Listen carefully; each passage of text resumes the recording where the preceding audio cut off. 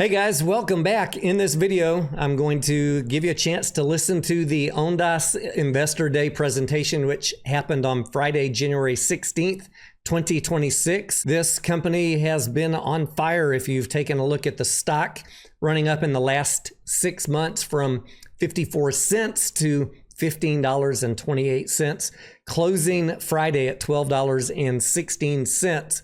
And in their presentation, they're going to go through many things for you. They're going to talk about the products that the company offers, how they are tied into the defense networks of many different countries, what their multi-stage growth plan is over the next 3 or 4 years, what the growth program is in terms of their M&A pipeline. If you look on the top right of this slide, it says 20 plus companies and growing that they are looking at for merger and acquisition, with 7 plus of those in an advanced activity stage. The other things that we're going to hear management talk about in this presentation is the path to profitability. This is a company with growing revenues and they keep on raising those revenue targets, but they are still not profitable just yet. So they will talk about that in the second half of Friday's presentation. And then finally, because I really like to understand the financials and what the company's plan is, they're going to talk to us a little bit about how they think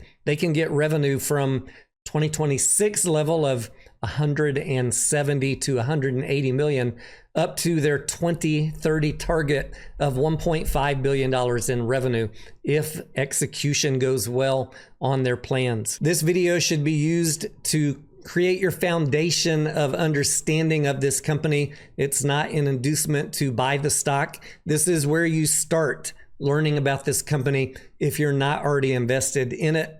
And I will have some other videos over the coming days, weeks, or months where we dig deeper into the company financials, look at what is a good potential buy-in price on the chart, talk about some TA, and the normal things that we do with a company that we're invested in for a long term. Another thing that I'm going to be thinking a lot about, not only making sure I understand exactly what is going on here, but thinking about the shorter and longer term implications is that the company just did a $1 billion cash raise.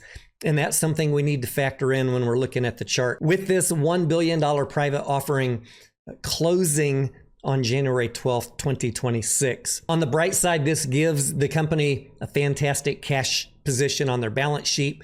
But of course, we need to think about the potential dilution of shares and warrants that are issued so that we factor that into our own personal investment thesis or our trading plan. If you have questions or comments about Ondas, the ticker symbol, by the way, is ONDS. If you have questions or comments, leave them for me down below. Without any further ado, let's get into the presentation and hear what they have to say. Before we begin, the company would like to remind you that this call may contain forward-looking statements. While these forward-looking statements reflect Ondas' best current judgment, they are subject to risks and uncertainties that could cause actual results to differ materially from those implied by these forward-looking statements. I want to get started by welcoming you to our OAS Investor Day. We appreciate you joining us today and for your continued interest in Ondas. I'm happy to be joined today by key members of our leadership team, including Neil Laird, our CFO, and Pat Houston, our General Counsel, who was recently named our Chief Operating Officer. From our OAS business unit, we are joined by Oshri Lagasse, co-CEO of OAS, and Meir Kleiner, President of Ondas Autonomous Systems, as well as Abshalom Amosi, our CRO, who joined us recently to help lead and drive revenue generation across our product companies. Mark Green, our Global Head of Corporate Development and M&A, is also with us today to share important updates and context on the progress of our corporate development efforts. As we get ready to dive deep into strategy, products, and financial data, I want to briefly remind our investors who Ondas is and what fundamentally guides our mission. Ondas is built around a core principle: integrated autonomy that delivers real-world defense, security, and intelligence outcomes. We are not a collection of point solutions or experimental technologies.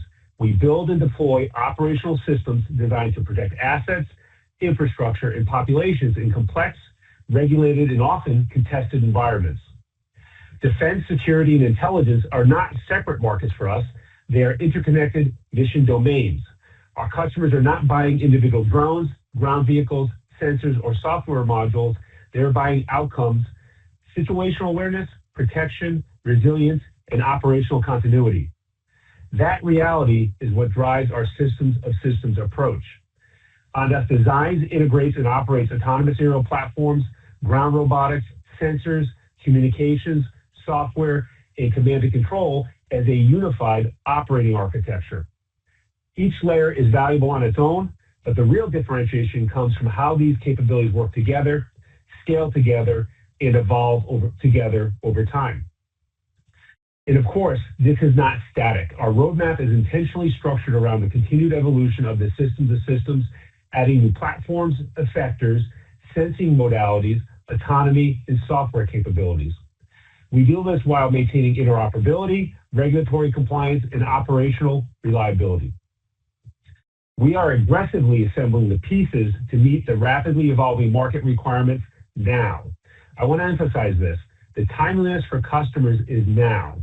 This integrated approach also enables our dual-use strategy.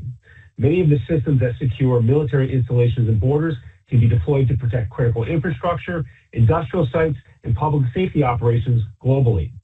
That common architecture creates scale, resilience, and long-term relevance across markets.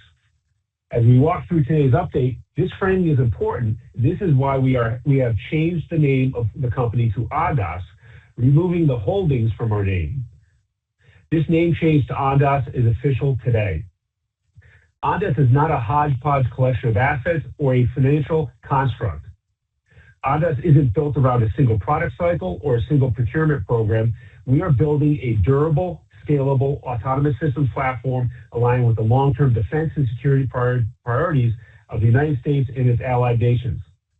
So that's the focus: integrated autonomy, systems of systems execution, and mission-critical outcomes.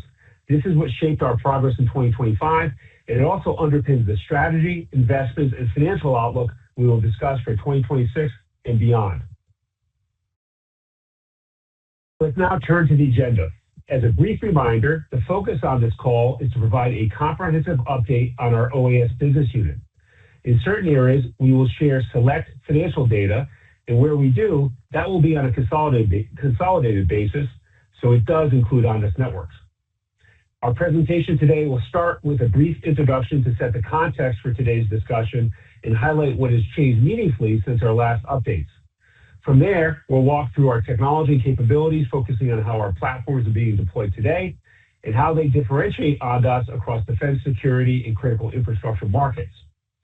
We'll then cover our go-to-market strategy and operating platform, including how we are scaling sales execution, customer delivery, and operational infrastructure to support sustained growth. Next, we will provide an update on pipeline and business development, highlighting demand trends, customer engagement, and program activity across our core markets. We'll then move into the strategic growth program, where we'll discuss how we are using disciplined investment and acquisition activity to accelerate platform depth, scale, and long-term value creation. Following that, we will provide a brief update on Ondas Capital, including its strategic objectives, progress to date, and how it supports our broader ecosystem strategy. We'll then conclude the prepared remarks with our financial outlook, including our expectations for revenue growth, investment priorities, and the path forward. Finally, we'll open the call for investor questions. Let's transition now and reflect on 2025, which was truly a transformative year for Ondas. In fact, I believe that's an understatement. During 2025, we launched our Core Plus strategic growth plan, and I am proud to say we delivered against it. We evolved OAS from a set of strong but narrow autonomous drone systems into a multi-domain global autonomy platform. Of course, this shift matters because it meets our customers where they need technology and solution providers like Ondas. As Oshri highlighted recently, customers are no longer buying just products. They're buying integrated mission-critical systems that operate across air, ground, and information domains. Operationally, we delivered. We achieved meaningful revenue growth expanded our global business development footprint, and converted pipeline into programs with defense and homeland security customers. At the same time, we invested ahead of near-term revenue to build the operating leverage required to scale. That includes manufacturing readiness, systems integration, field operations, and program execution. Strategically, 2025 also marked the launch and execution of an accretive investment and acquisition program. We did this with an extremely disciplined capital deployment program. We have for a long time held the view that the unmanned and autonomous systems market was fragmented and subscale and would need to organize. In 2025, customers and vendors alike, along with investors, have now begun to understand that time is now, and the evidence suggests that a major cycle has begun where scale systems-to-systems providers will emerge to drive the scale required to drive adoption in the massive end markets we address. Equally important, we significantly strengthened our competitive position at Ondas through building a rock-solid balance sheet. That capital foundation allows OAS to operate from a position of strength, supporting customers, executing customer programs, and continuing to invest while many others in the sector are capital constrained. And believe me, there remain serious capital constraints in this sector outside a handful of well-funded competitors. This is, of course, the nexus of the significant opportunity for Ondas. The result is OAS exited 2025 fundamentally changed. We are now positioned as a high-growth global leader in defense and security unmanned and autonomous systems with scale, capital, and integrated capabilities required to win in the upcoming investment cycle. In 2025, we also delivered on our operating and financial commitments to our investors. I am particularly proud of our team and our performance against our financial model, which significantly exceeded our prior expectations. As I share the numbers, I want to highlight that this financial data represents management's preliminary and unaudited estimates. It's also consolidated, so these financial figures include Ondas Networks, which despite making important strategic progress in 2025, did not produce meaningful revenue and fell short of our original goals for that business. With that said, I am pleased to share that Ondas expects to report very strong results for Q4 2025, achieving record levels of revenue and backlog with strong upside to prior targets. We also exited the year with an extremely strong balance sheet and liquidity position. We expect Q4 2025 revenue in the range of $27 to $29 million. This represents 51% upside to our earlier target and a near six-fold increase from Q4 2024. For the full year, we expect to report revenue in the range of $47.6 million to $49.6 million. This represents 23% upside to our prior full-year target. It is also a near six-fold increase from fiscal 2024. Importantly, during 2025, we strengthened our relationships with customers in long-cycle markets and programs and grew our backlog significantly in both size and quality. We exited 2025 with an estimated backlog of more than $65 million, which was nearly triple the level at the end of the third quarter of 2025. The backlog has a more diverse mix of customers and products and is accompanied by a much larger and more mature customer pipeline. That backlog and pipeline strength provides strong visibility on growth and supports our confidence as we enter 2026. Finally, we dramatically strengthened our liquidity position. Pro forma cash at year-end was over $1.5 billion, adjusted for last week's $1 billion equity offering. This is a transformational balance sheet for Ondas, with this liquidity giving us the ability to accelerate both our core and strategic growth programs from a position of strength. Again, supporting customers, scaling operations, and executing our corporate development and system-to-systems roadmap as we move into 2026. As I just outlined, the business strengthened significantly during 2025, and we entered 2026 from a position of real momentum and strength. Based on current visibility, we are targeting full-year 2026 revenue of $170 to $180 million, which includes a modest contribution for Ondas Networks. That represents approximately 3.5 times our preliminarily expected revenue for fiscal 2025 and reflects exceptional growth across our core platforms. This growth is being driven by strong adoption across our portfolio and is enabled by the technology, systems integration and service delivery platform we are building at OAS. That platform is designed to support scaled deployments, long-duration programs, and multi-domain operations. Of course, we will walk through that maturation of the OAS operating platform in great detail today. Importantly, the demand environment remains very strong. As we discussed over the last several quarters, we believe the unmanned and autonomous systems sector has entered a multi-year growth cycle driven by defense, security, and infrastructure priorities globally. Within that environment, we see potential upside to our 2026 outlook. We think these targets are conservative. Our target markets are entering accelerated growth curves. We are pursuing large multi-year programs, including government-to-government opportunities. Further, we have robust strategic investment in acquisition pipeline that can further expand our platform. In short, we believe this will be a very strong year for our industry, and we expect Ondas to leverage these tailwinds as the investments we have made in technology and operations drive very strong growth in 2026. Now let's spend a few moments focused on what I think many of you may have been most interested in learning when tuning into this call. What is Ondas going to do with all that cash?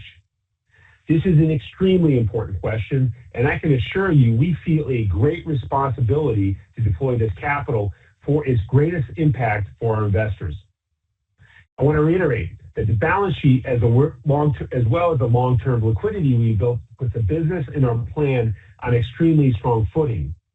We have more than $1.5 billion in on-balance sheet cash today. In addition, if we execute on our growth plan and our share price performs, we have the potential to access up to approximately $4.9 billion of additional capital through the investor warrants. Again, those warrants only come into the money if we perform. If the shares rise above the $20 and $28 strike prices. And that creates a very strong alignment between our investors and the company. We are highly motivated to perform for our shareholders. If we execute well and unlock that additional capital, it provides even more fuel to support growth, scale, and long-term value creation. Quite simply, this liquidity position is a significant competitive advantage. Customers prefer well-capitalized vendors who can support large programs over time. Partners prefer well-funded counterparties who can invest and scale alongside them. And talented people want to work for companies that are stable, ambitious, and positioned to win. We fully intend to put this capital to work. Our objective is to accelerate our core plus strategic growth plan and to do so responsibly and purposefully. Accelerate is the theme for 2026. That means continuing to accelerate the building of our team, accelerating the maturity of our supply chain and customer delivery capabilities, and strengthening the broader ecosystem that supports our platforms. It also means having the financial capacity to accelerate our strategic acquisition program, and Mark's going to provide more context on that a bit later. In short, we are capitalized to win, and we intend to use that capital for good by accelerating scale across every element of the business and delivering on the opportunity in front of us. You may recognize this slide. We used it at our Investor Day last July. The reason it remains relevant is simple. The market has not changed its requirements. In fact, they become even more demanding. In defense and security autonomy, having excellent technology platforms is necessary. However, it is no longer sufficient. Again, technology is required, but not sufficient in and of itself. Winning takes a lot more than just having the best platform. Customers expect proven, valuable, mission-ready systems as a baseline. Winning at scale requires something much harder, an integrated operating platform that can support large deployments, multi-year programs, global customers, and sustained performance. That is the opportunity we outlined last summer, and it is exactly what we've been executing against. This slide captures the full scope of what it takes to be a scaled operator, serving complex markets, delivering advanced technology capabilities, and operating across sales, manufacturing, supply chain, regulatory, field services, and sustainment, all supported by a strong financial platform. Today, our team will outline the progress we've made on this front, our roadmap ahead, and the foundational operating infrastructure required to support a significantly larger and fast-growing revenue base. Here's another schematic you've seen before, and we're using it again for a reason. It captures the scope and intent of our strategic growth program and the value we are building over time. At its core, the program is about accelerating our evolution into a true systems of systems provider with autonomy at the core. Around the wheel are the core capability areas we are intentionally deepening: counter UAS, payloads, command and control, or C2, autonomous platforms, and communications. These are the building blocks that allow us to deliver integrated, resilient, and scalable defense and security solutions. Our strategic acquisition program is designed to add depth across these domains, extend our reach, and amplify the value of the overall platform. The objective is faster growth, greater operating leverage, and an accelerated path to profitability by integrating mission-critical capabilities rather than assembling point solutions. Today, the team will provide an update on how this program performed in 2025, where we executed successfully, and how those additions strengthened the platform. We'll also outline our roadmap to 2026, including how we intend to continue building scale, capability, and differentiation through disciplined strategic investments. With that comprehensive introduction, I will now turn the call to Meir, who will spend some time updating you on the new additions to our portfolio and how they are adding breadth and relevance to our systems of systems evolution. Meir? Thank you, Eric. In the next following slides, I would like to capture the core of the Ondas strategy of integrated multi-domain technologies and the great market opportunity we are facing. Ondas is building a multi-domain defense and security platform by bringing together best-in-class product companies, each already winning independently in its own market, and integrating them into a single scalable system of systems architecture. Currently, we are integrating technology companies across air, ground, sensing, counter-UAS, and robotics. These platforms are proven, operational, and deployed today. What differentiates Ondas is the integration layer, unified software, shared command and control, and coordinated mission across domains and different environments. This approach allows customers to start with a single capability and expand over time into a broader, multi-layered solution. It increases mission effectiveness, expands deal size, and drives recurring growth through land and expand adoption. By leveraging a common C2 backbone, shared data, and cross-platform workflows, Ondas enables coordinated operations that individual point solutions simply cannot deliver on their own. The result is a highly scalable operating platform addressing multiple large and growing markets, representing a multi-billion-dollar opportunity across defense, homeland security, and critical infrastructure. To understand the mutual potential of these technologies, I would like to qualify the scale of the opportunity we are addressing when looking at the potential of the segments of these technologies and the combined market size they are representing. Based on independent research conducted by Frost & Sullivan and our internal market adjustments, Ondas core addressable market across counter-UAS, unmanned aerial systems, and unmanned ground vehicles represent a combined global TAM of approximately $117 billion over the 2025 to 2030 period. This reflects a conservative view of the opportunity, given the additional upside and new use cases created as these technologies are increasingly combined into the integrated, multi-layered solution with capabilities that are not yet fully measured or reflected in traditional market research. We will elaborate on the integrated systems potential in the upcoming slides. The largest portion of this market is UAS and UAV platforms.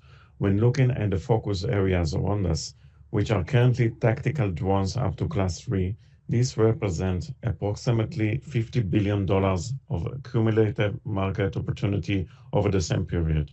This demand is driven by sustained global investment in unmanned systems across defense, homeland security, and critical infrastructure, including ISR, persistent surveillance, and loitering munition-related procurement.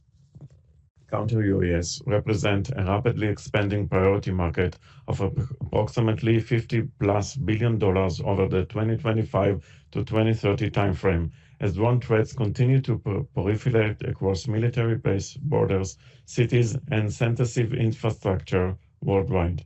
We believe currently market research materially understands the true scale and urgency of this demand as threat evolution and procurement cycles accelerate in practice.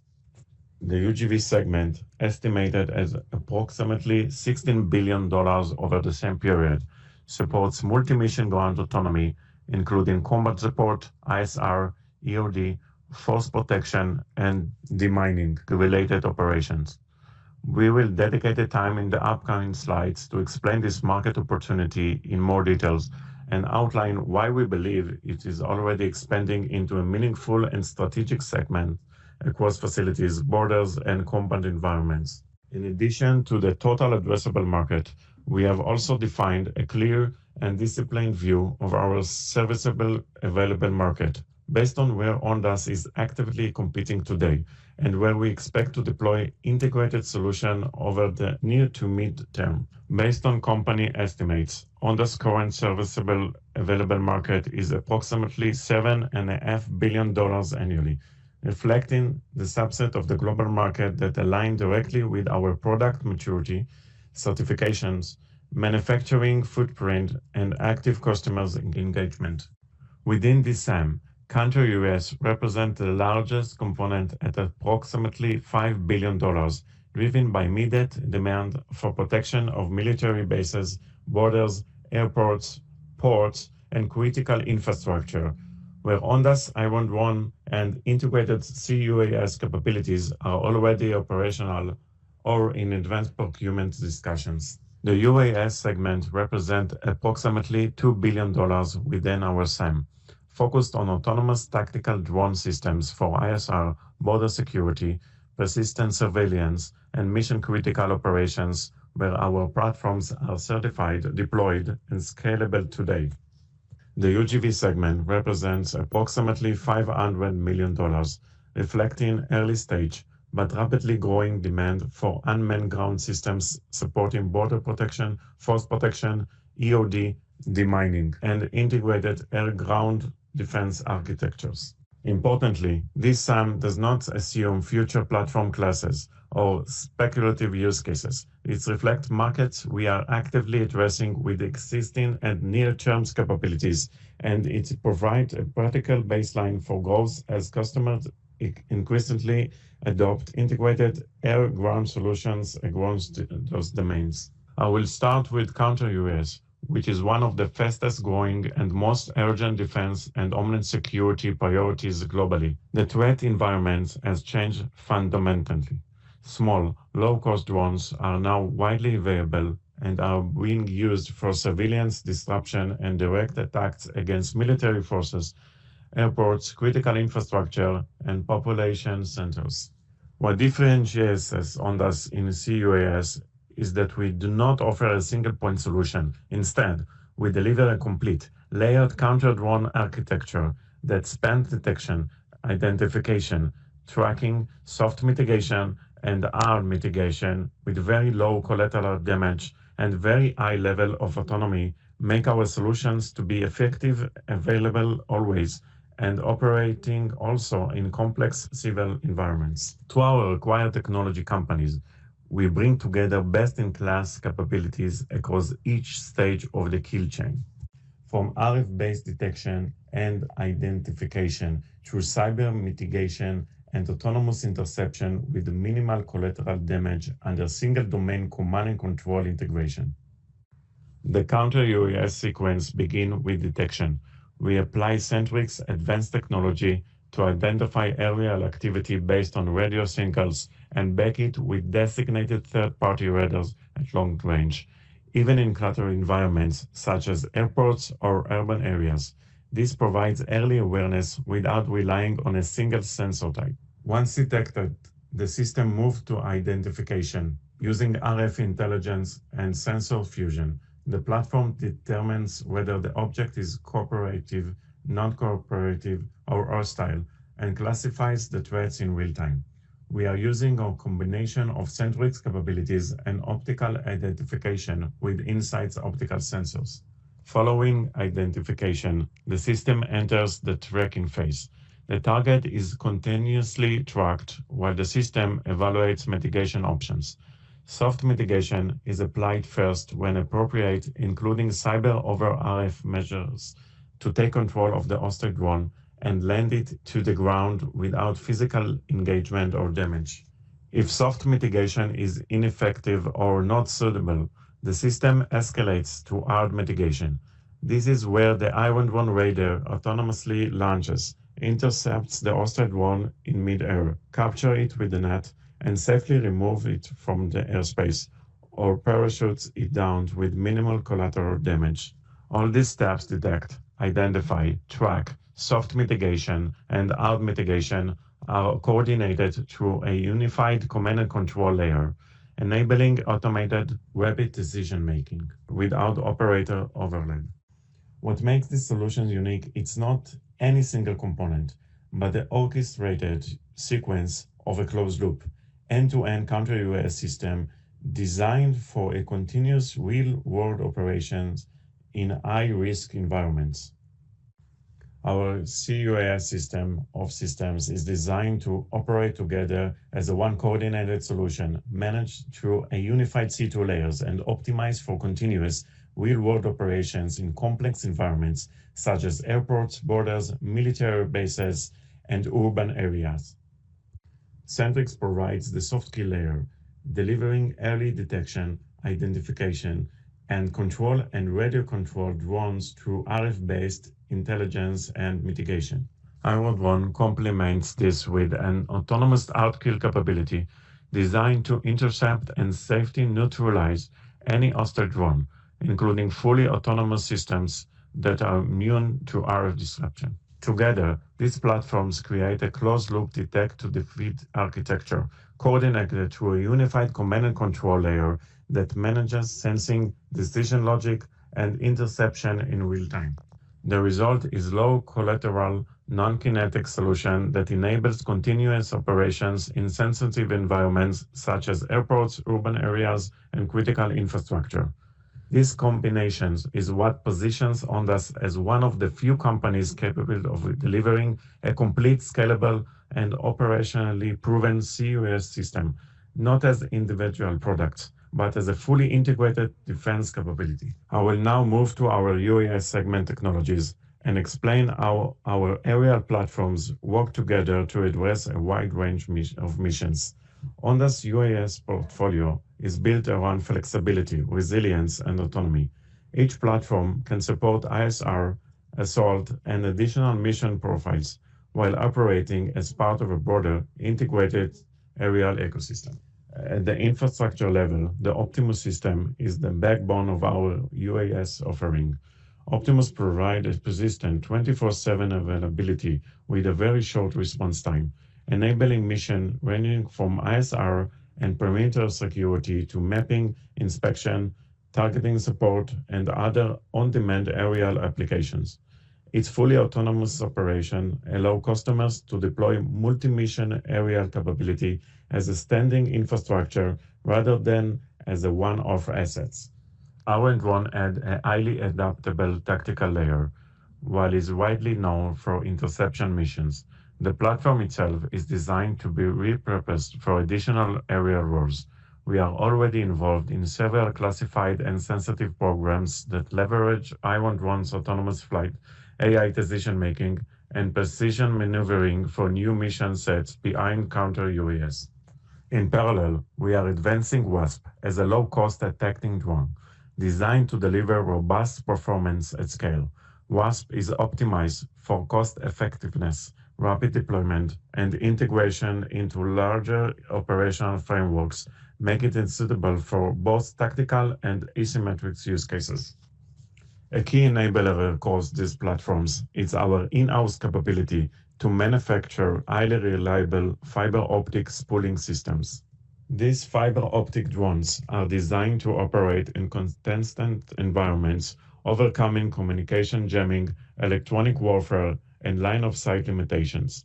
Importantly, these systems have been developed and validated under real world combat conditions, providing a significant operational advantage. Together, these platforms form a complementary UAS portfolio, combining infrastructure-based persistence, tactical autonomy, low-cost attack capability, and resilient communications, all designed to support multi-mission aerial operations across defense, homeland security, and emerging mission requirements.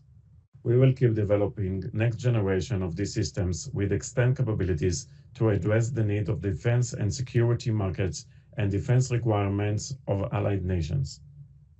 I will now turn to our UGV segment. Historically, the unmanned ground vehicle market has grown relatively slowly.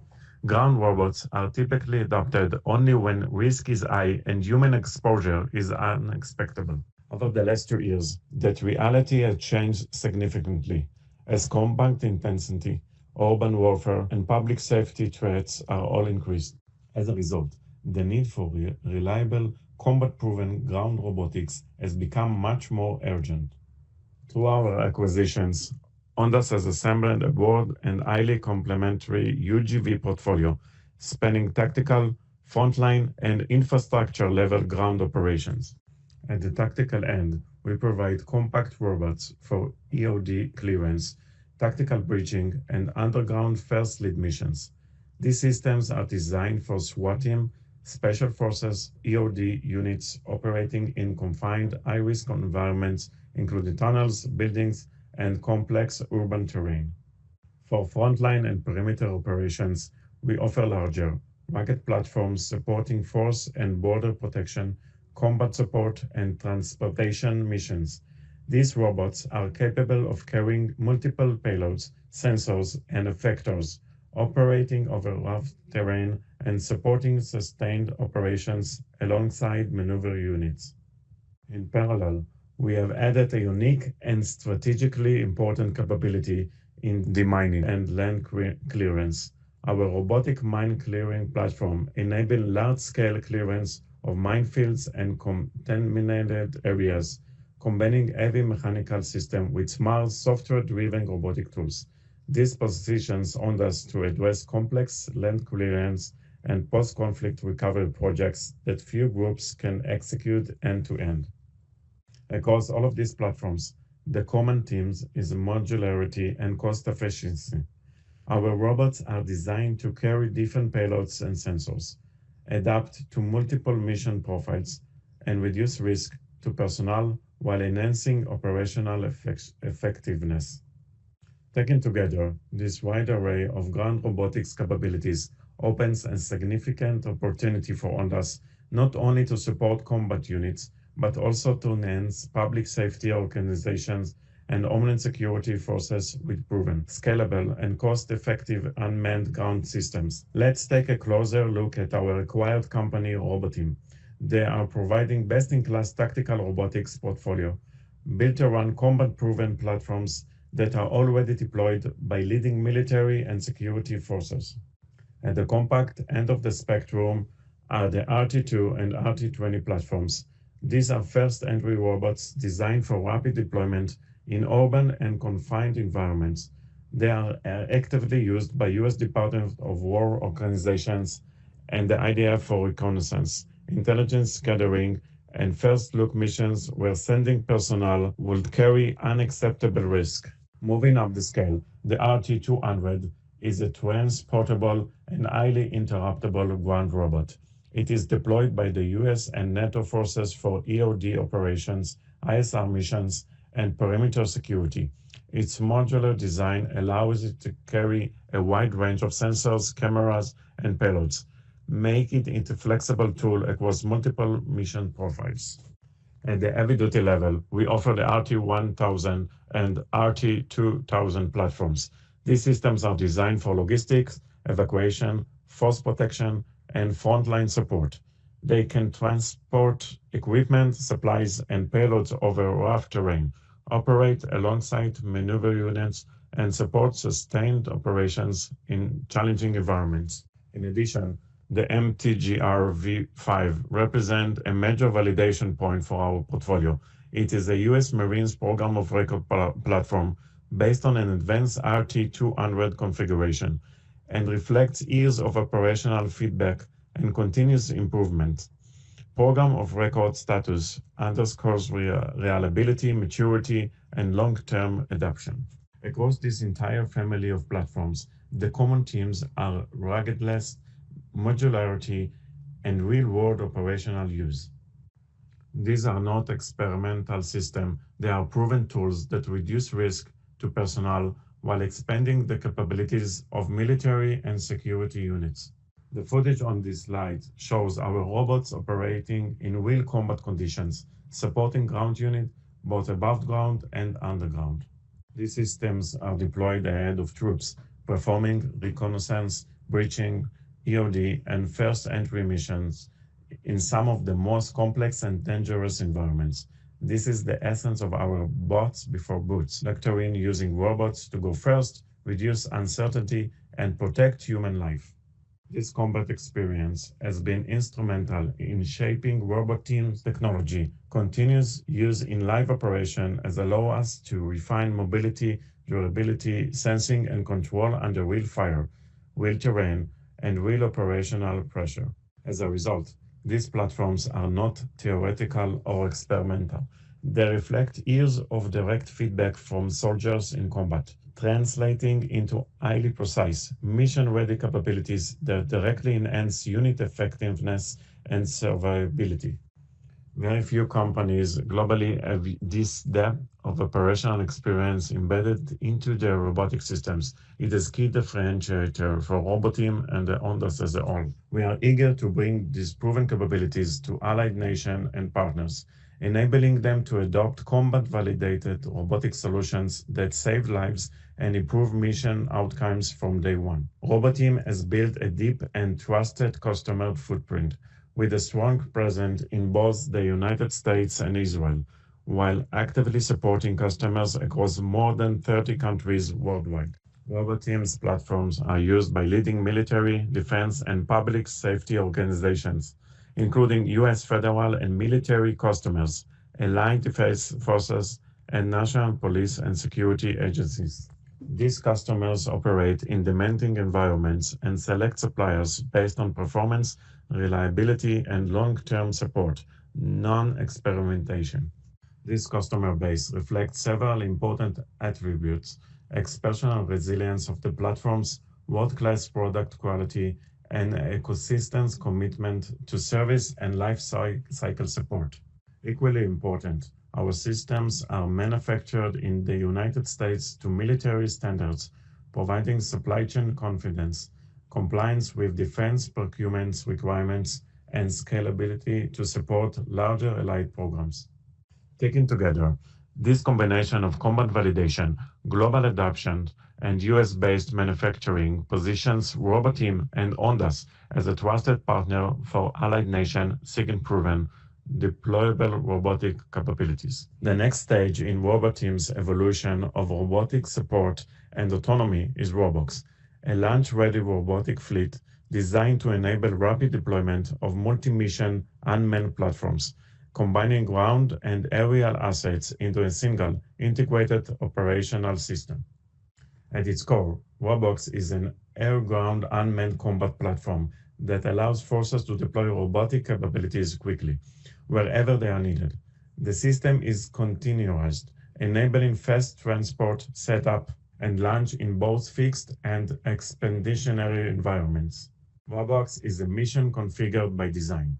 The platform can be adapted for different operational needs, including reconnaissance, force protection, perimeter control, logistics support, and operations in contested or integrated environments. In essence, Robox translates years of combat experience and robotic deployment into a scalable, modular system that allows customers to deploy unmanned force rapidly, safely, and with significantly reduced operational burden. Apiro Motions specializes in agile, software-driven ground robotics, tailored to frontline combat needs for operations in dense, complex, and high-risk environments.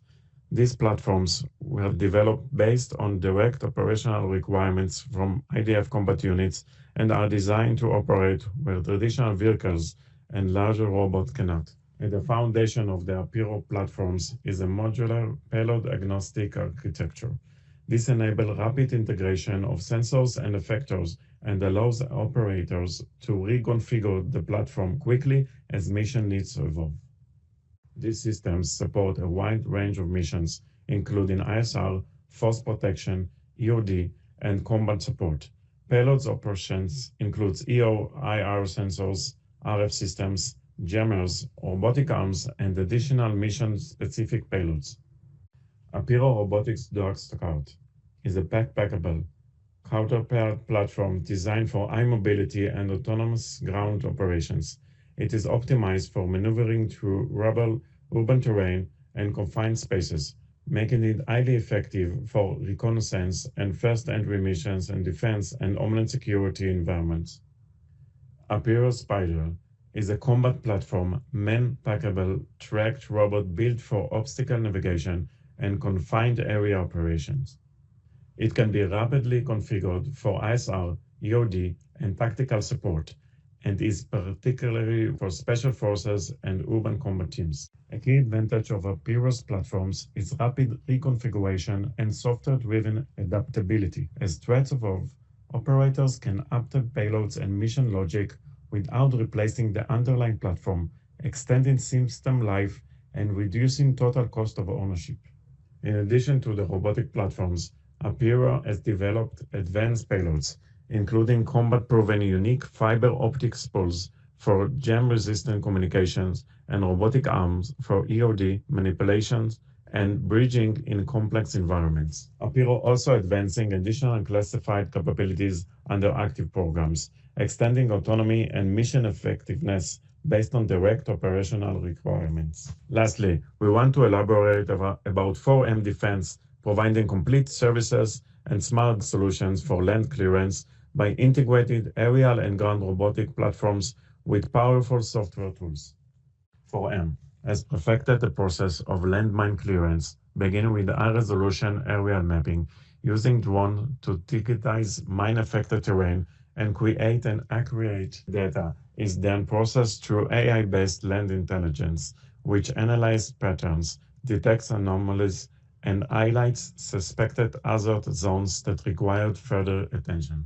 That data is then processed through AI-based land intelligence, which analyzes patterns and highlights suspected hazard zones that required further attention. Based on this intelligence, the system generates a software-defined clearance plan, replacing traditional manual and map-based workflows with precise, data-driven tasking and progress tracking.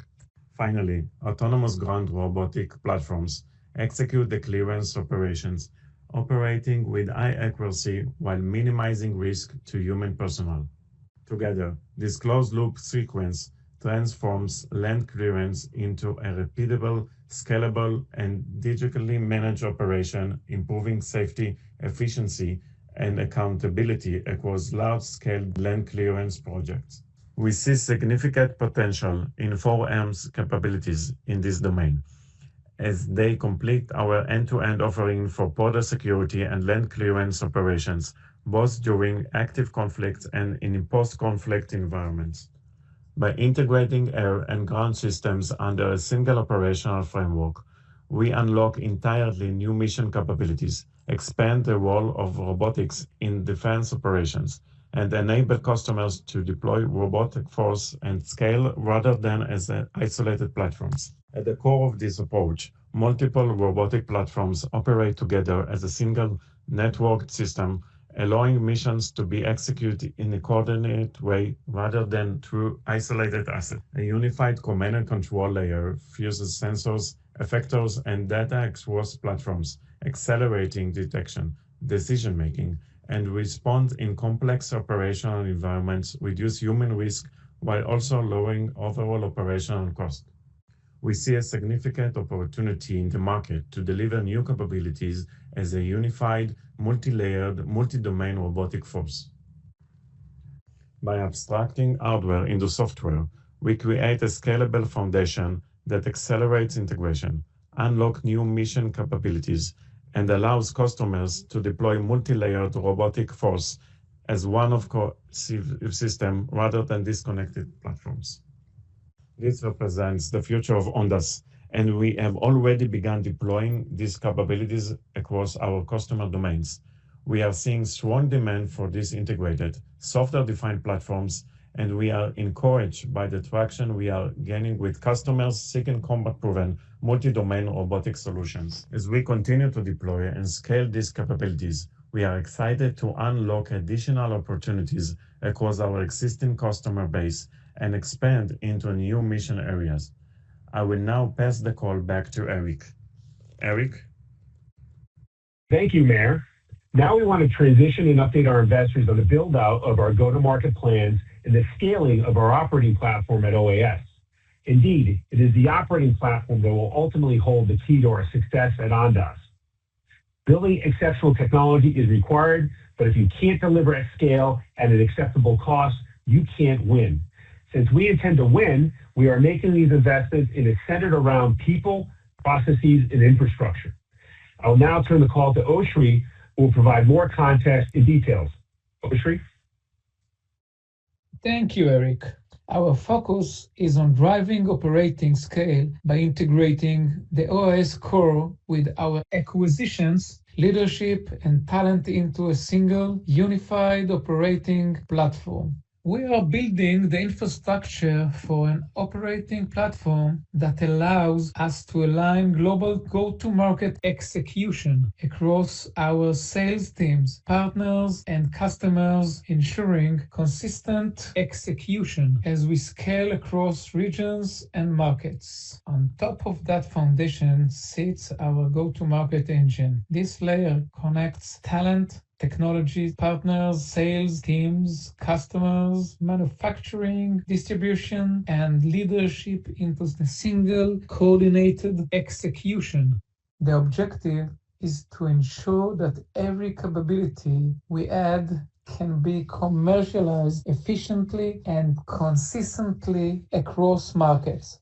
By centralizing manufacturing, supply chain, and distribution, and by investing in leadership, systems, and ecosystems partnership, we enable rapid integration and execution as new technologies and acquisitions are brought into the platform. This structure increases operating leverage as multiple platforms scale on shared infrastructure. It accelerates commercialization and monetization of acquired capabilities and, over time, improves unit economics while lowering field support costs as our installed base expands.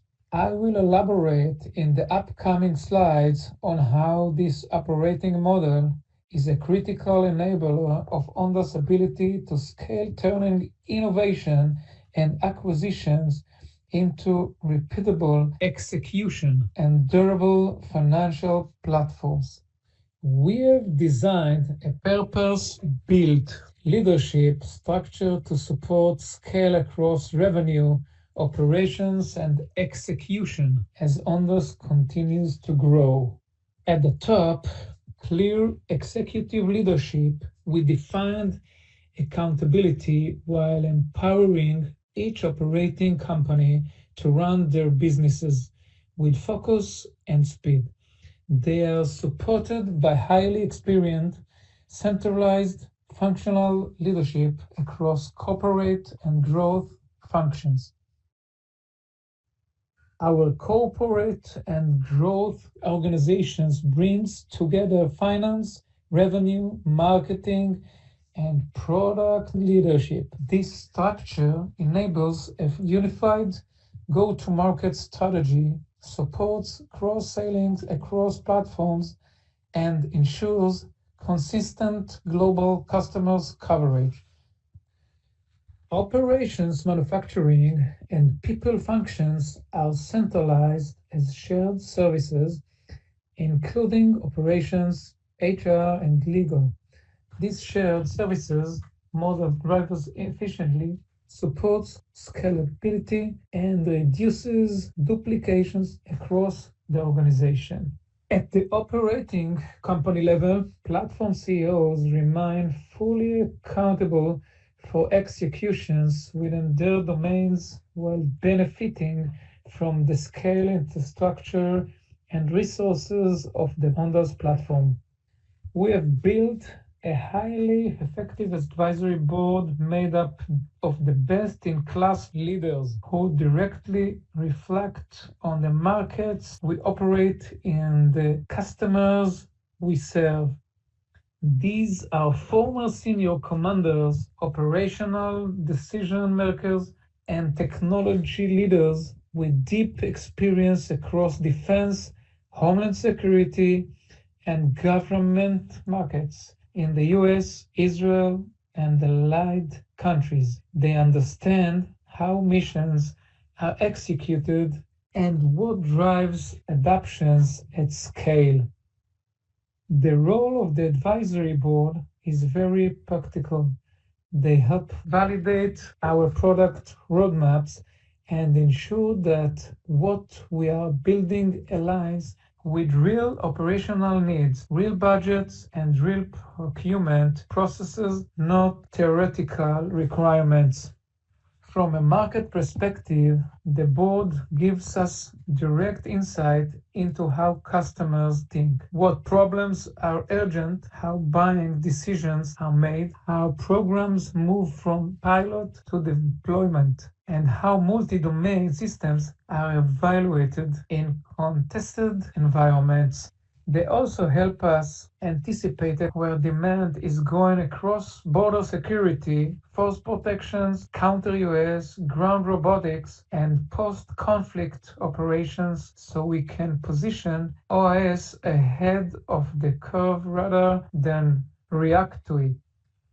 They represent the customer's perspective across key dimensions, operational doctrine, mission requirements, procurement cycle, regulatory constraints, and coalition and allied environment. This ensures that our roadmap is driven by real-world demand rather than theoretical use cases.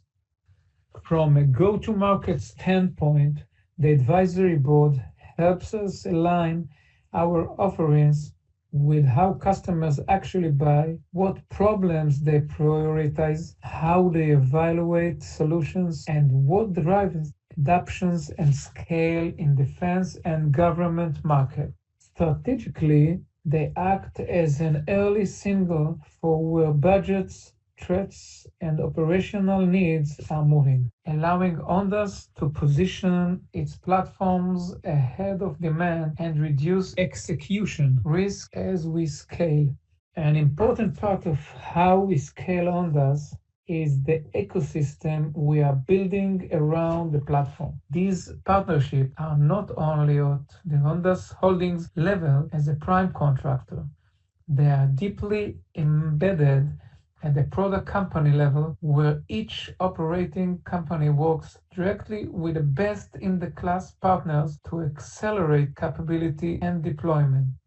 Across the group, our ecosystem supports localized tactical integration, distributions, manufacturing in critical markets. Whether it's manufacturing partners or system integrators, this relationship allows each product company to move faster and deliver more complete mission-ready solutions. At the Ondas level, this ecosystem gives us reach and scale. At the product level, it gives our teams flexibility, allowing us to integrate with leading partners that are already trusted by customers in their respective markets. The result is networked model where innovation does not happen in isolation. Capabilities are developed, integrated, and sustained locally while still benefiting from the unified operating platform and go-to-market structure. Our ecosystem approach is a key enabler of how we win, bringing together best-in-class technologies, proven partners, and Ondas platforms to deliver completely scalable solutions.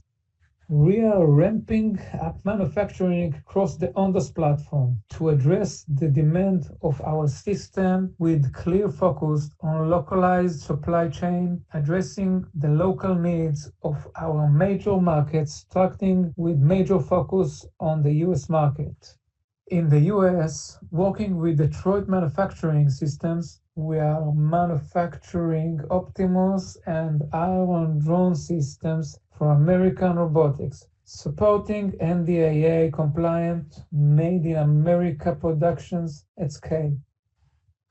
Also in the US and Europe, Kitron supports electricals manufacturing and system assembly, enabling us to scale production volumes while maintaining quality and supply chain resilience. At Ondas facilities in the US, we manufacture fiber optic spools and supporting components for American Robotics, which are critical for secure resilience communications in contested environments. With Mistral in the US, we support manufacturing of robot team ground platforms, including MTGR and other UGV systems, giving us scale in tactical ground robotics. In Israel, Tammuz and Flex support advanced manufacturing of Optimus and Iron drone and centric systems, including integration and specialized assemblies, particularly for defense-grade platforms.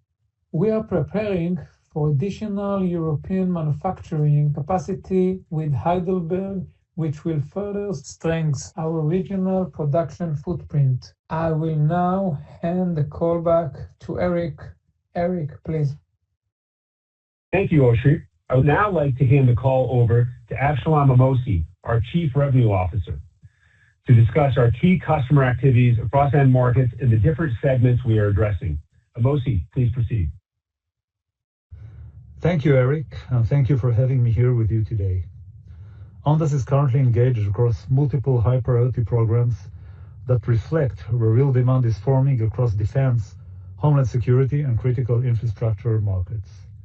Counter-UAS remain one of the most active areas of engagement globally, driven by the rapid proliferation of hostile and unauthorized drones and the operational urgency to neutralize them effectively and with minimum collateral impact.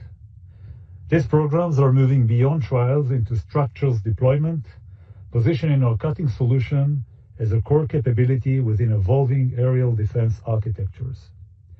In parallel, we are advancing autonomous UAS programs, including coordinated drone swarms focused on border security and wide area surveillance, where persistent coverage, rapid response, and synchronized operation are becoming mission critical.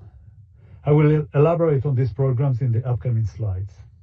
We're also seeing increasing demand to combine autonomous UAS fleets with integrated counter-UAS layers to protect military bases, borders, and sensitive installations, including multi-layer capabilities that integrate ground and aerial robotic platforms with sensors and effectors. We are also participating in national-level defense initiatives, including drone dominance and advanced unmanned programs, alongside classified activities supporting offensive and defensive drone operations. In addition, demining programs in the Middle East continue to gain momentum as customers seek autonomous and remotely operated solutions to accelerate clearance operations while reducing risk to personnel. Collectively, these activities underscore the shift we are seeing across our markets towards scalable, autonomous, and integrated drone infrastructures, and they reinforce our strategy to address both UAS and counter-UAS requirements with a unified system-level approach.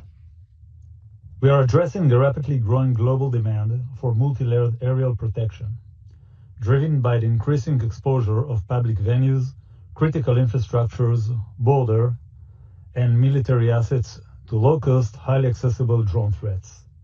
In the United States, we have submitted for a Department of Homeland Security grant tied to the security around the upcoming FIFA World Cup 2026 and related activities. These programs reflect how counter-UAS is becoming a core element of Homeland Security planning rather than an ad hoc capability.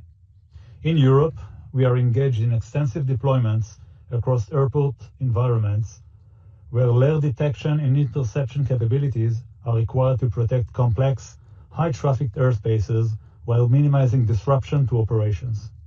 These deployments, which generates over $60 million in orders last year, with urgent requirements, are expanding further as authorities move towards standardized, infrastructure-based solutions.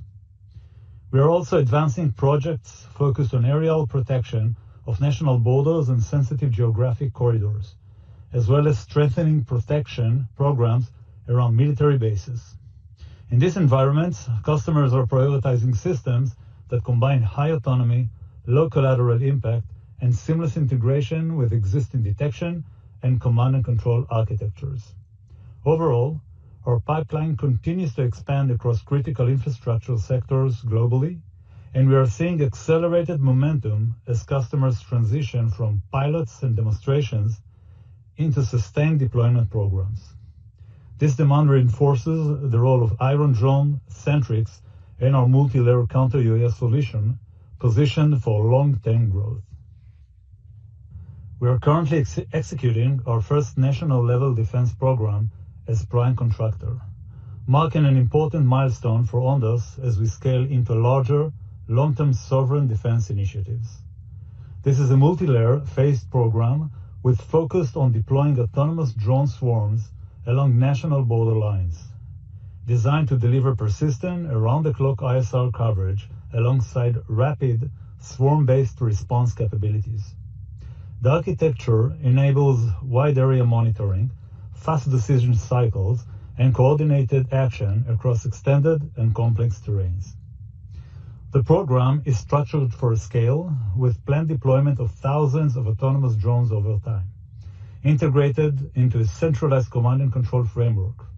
This system of systems combines autonomous aerial platform, AI-driven mission management, advanced sensors, and validated C2 infrastructures operating at national scale. Importantly, this program was awarded through a competitive governed evaluation process, validating both the maturity of our technology and our ability to deliver integrated autonomous solution as a prime. It reflects growing confidence from defense customer in Ondas capabilities to design, deploy, and sustain mission-critical autonomous infrastructures over the long term. The initial program is structured as a 1 to 2 year national defense initiative, designed to move from development into large-scale operation deployment while continuously expanding scope and value. During this period, the program progresses through defined phases, beginning with system design and autonomy deployment, followed by full system integration and national-level validation. These phases establish the technical and operational foundation required to support live deployment along border lines. The program then transitions into operational rollout, where autonomous drone swarms are deployed to deliver persistent, around-the-clock ISR and rapid response capabilities. As deployment expands, the program scales through additional fleet deliveries, geographic expansions, and continuous capability upgrades. Ongoing deployment, advanced autonomy features, and life-cycle support are built into program structure, allowing the system to evolve as operational requirements change. Across these phases, the initial program is expected to generate significant organic growth, with the combination of deployment, expansion, and follow-on development supporting a cumulative opportunity that can reach more than $100 million over time. Beyond the initial national deployment, we see much larger opportunity to expand this technology globally with allied nations. Many allied countries face similar challenges in securing long and complex border lines and are actively seeking proven, sovereign-grade autonomous solutions. Once validated at national scale, this architecture can be replicated across multiple allied customers through multi-year programs, enabling large area border protection using autonomous drone swarms integrated with centralized command and control. As this model is adopted across multiple countries, the cumulative opportunity expands significantly, with the potential to reach multiple hundreds of millions of dollars over time. We are actively participating in the Drone Dominance Program, a $1 billion Department of War initiative designed to rapidly field small one-way attack UAS at industrial scale. This program reflects a fundamental shift in how the U.S. military is approaching unmanned systems, moving away from low-rate bespoke platforms toward mass production aligned with modern conflict realities. The objective is to rapidly field up to 340,000 low-cost attack drones over the next 2 years, while rebuilding structured domestic manufacturing capacity and strengthening the U.S. defense industrial base. The program prioritizes affordability, simplicity, production speed, and secure supply chains, with clear focus on the U.S. manufacturing and NDAA-compliant components.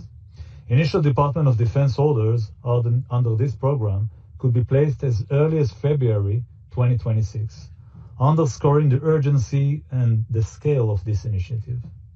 American Robotics submitted the WASP platform to the Drone Dominance Program in January 2026.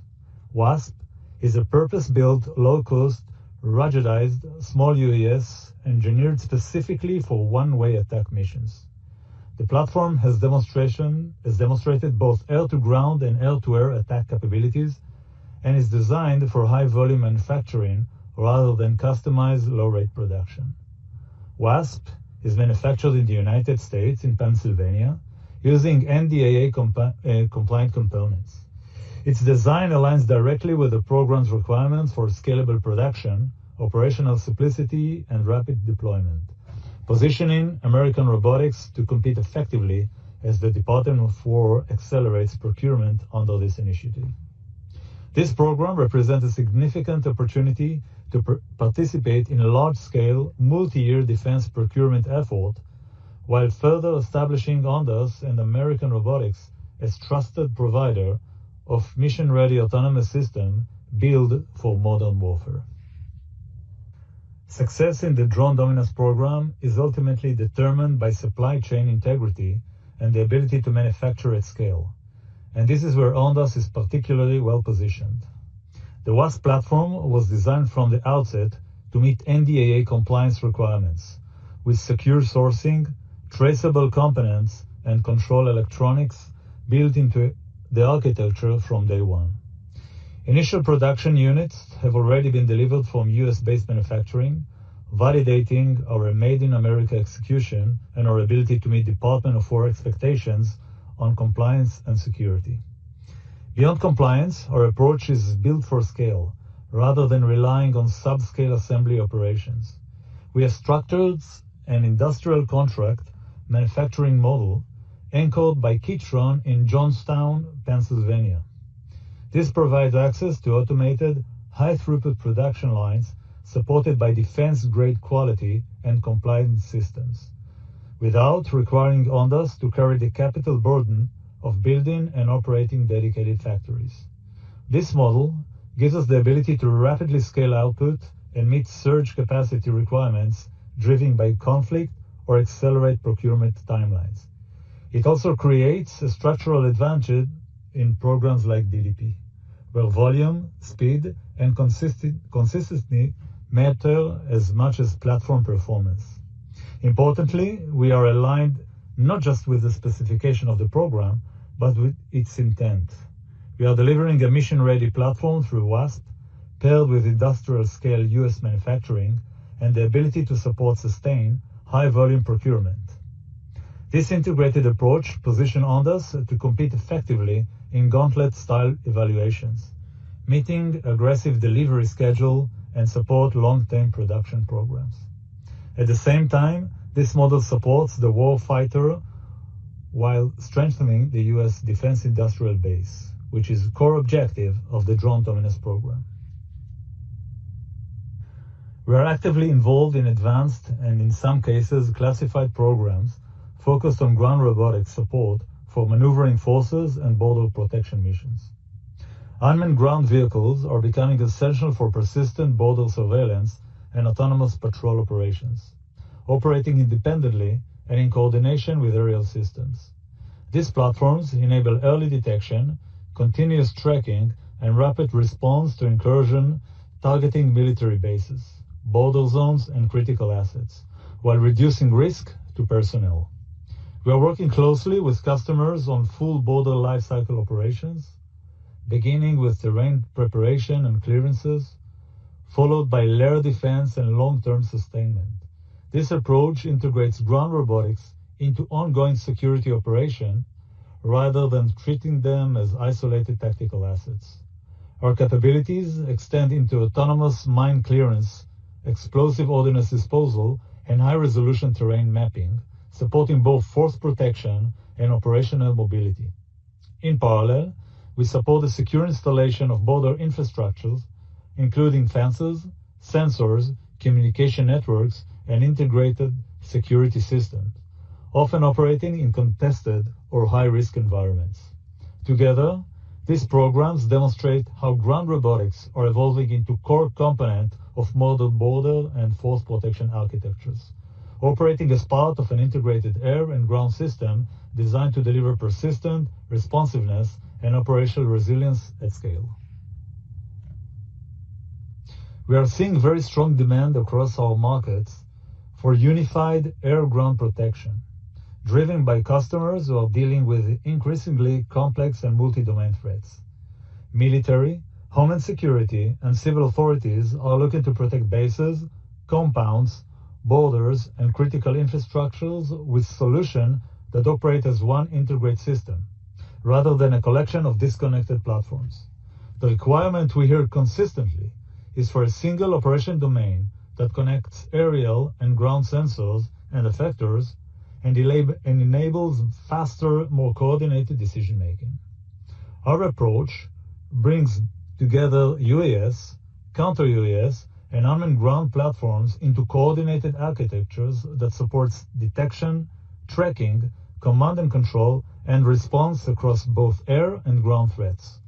This integration enables persistent surveillance, early warning, and rapid engagement, while simplifying operations for the customers.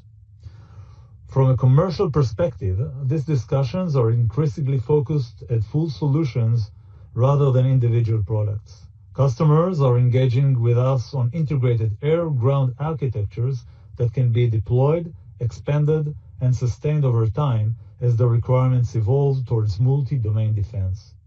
These conversations are active across multiple regions and customer segments, and we expect to provide updates as these engagements progress into formal programs and operational deployments.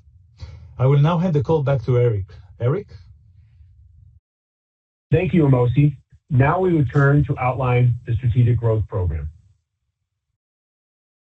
As we transition into the Strategic Growth Program, it's important to step back and look at the structure of the market we're operating in.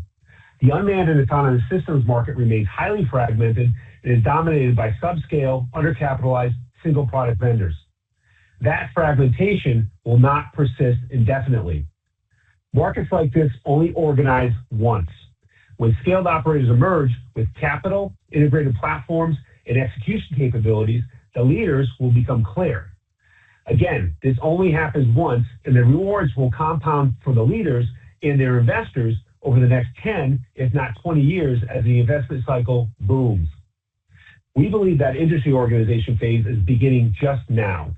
We are focused on positioning Ondas to be one of those winners. To execute that strategy, we've assembled an extremely experienced and dedicated team focused on strategic investments and acquisitions led by Mark Green, our head of corporate development and M&A. Mark and his team are responsible for creating and implementing rigorous processes to identify, evaluate, and execute transactions that strengthen our company and accelerate growth while maintaining capital discipline. We have the vision, the expertise, the capital, and most importantly, an executable plan to lead and win in this market. With that, I'll turn it over to Mark to walk through the Strategic Growth Program and how we're executing against it. Mark? Thank you, Eric. I want to start by highlighting that our strategic growth program is off to a great start. We have structured our corporate development efforts with a cross-discipline team governed by rigorous, disciplined, and thorough processes that are repeatable. This disciplined process is focused on accelerating our operating model to drive a high-return financial model. Most importantly, this strategy is designed to deliver enhanced returns for our investors that are substantially accretive to our core growth plan. We have a very specific filter for what we seek. Core alignment. We seek to acquire companies within our core domains and target markets. Proven leadership. We look for market leaders and high growth scalers with excellent management teams. Financial scale. We require customer validated financial scale and clear operating synergies. Fast track access. We prioritize targets with critical partner and government relationships that provide immediate access to major programs. Our required outcomes are clear. A broader global portfolio, expanded supply chain scale, and long-term recurring revenue from field support and lifecycle services. Let's look at the target profile we use to vet these opportunities. We evaluate every deal across 4 strategic pillars. Strategic alignment. Our focus is on dual-use markets, defense, homeland security, public safety, and critical infrastructure in our core domains of autonomous platforms, counter-UAS, payloads, communications, C2, and sensors. By targeting these specific areas, we ensure interoperability. This isn't just a buzzword, it's a financial driver that expands our TAM and allows us to leverage supply chain efficiencies and manufacturing synergies immediately upon acquisition. Financial profiles. We categorize targets from market dominators with the global scale to strategic early-stage ventures that provide deep tech. Each has its advantages that we can leverage to the maximum. Strategic footprint. We are building a globally scaled organization with localized service delivery across allied markets, prioritizing targets with key government and military relationships in the US, UK, Europe, Israel, and beyond. Leadership excellence. We demand high talent density, leaders, engineers, and team members that share our innovative DNA and track record of combat-proven capabilities and a proven ability to deliver for our customers. What does this look like technically? We are building a system of systems across 6 high-value categories that Eric referred to earlier. These include, and I will try to be succinct, autonomous platforms, multi-domain robotics that would allow us to expand our aerial and ground portfolios for ISR and logistics, while also maintaining long-term optionality with potential expansion into unmanned service vessels or USVs. Counter-UAS, integrating soft kill, cyber protocol manipulation, and electronic warfare jamming with hard kill kinetic and directed energy systems. C2 and comms. This is the systems of systems backbone and an important area of interest for Ondas, ranging from secure proprietary links and networks to swarm technologies for multi-platform orchestration. Sensors and payloads. Radar, imaging, and loitering munitions also maintain relevance and interest for Ondas. In 2025, utilizing this scalable growth platform, we acquired 6 highly synergistic companies, transforming Ondas from a single domain aerial company into a high-growth multi-domain solutions provider. This included Centrix, where we added best-in-class cyber over RF counter-UAS, giving us the ability to detect and take over hostile drones non-kinetically. Roboteam and Aperio Motion, These acquisitions gave us combat-proven tactical ground robotics and advanced mobility for contested environments. 4M Smart Demining. This brought land intelligence and data-driven threat detection to our portfolio. In line with our program, these companies gained expanded market access, a scaled operational platform, and growth capital needed to scale their innovations, and they are set to soar. Looking to 2026 and beyond, our momentum is accelerating. Our goal is to drive faster revenue growth and deliver significant system complementarity and operating margin leverage across the platform to lead to higher levels of profitability. The pipeline is substantial. We have over 20 targets in our M&A pipeline, of which at least 7 are currently in advanced activity. And we have a potential revenue pipeline from the 2026 strategic program, which exceeds $500 million. I want to add, and this is important, as Ondas has begun to execute its strategic acquisition program, we have begun to see a significant amount of inbound interest in defense and security technology providers interested in joining Ondas.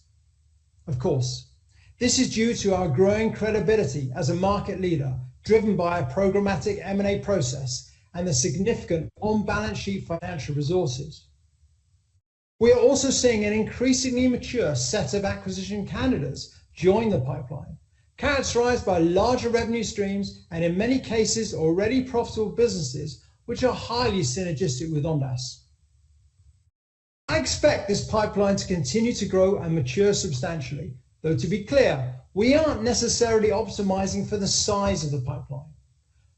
We are optimizing for the quality of the technology, people, and business. Our goals are aggressive but calculated. We are adding and broadening our platforms globally to drive faster revenue growth and deliver significant operating margin leverage. We have the plan, the people, and the pipeline, along with the capital to execute our program. This is a highly accretive and repeatable plan from a shareholder value creation perspective. Thank you, Mark. We will now briefly transition to an update on Ondas Capital. We had intended to carve out a dedicated time in December with James Acuna and the Ondas Capital team for a deeper dive with investors, but given travel schedules and the substantial workloads related to advancing our investment program, which includes time on the ground in Ukraine, we are now targeting a focus session within the next 1 to 2 months. We appreciate your patience. As a reminder, we launched Ondas Capital in the third quarter of 2025 as a strategic investment platform with up to $150 million earmarked for investment.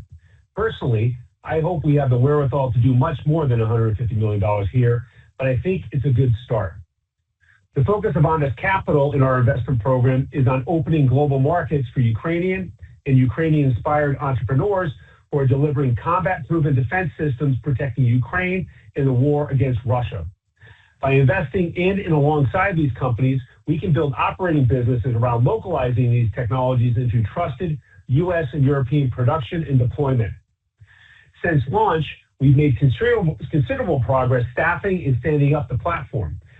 The effort is led by James Acuna, a drone warfare expert based in our Estonia office, and the team is actively advancing opportunities aligned with our broader strategic growth objectives. I'm very pleased with the progress Ondas Capital has made. Since the launch in September, we've built a highly capable team supported by an impactful global advisory board with deep expertise and strong influence across defense, security, finance, and government.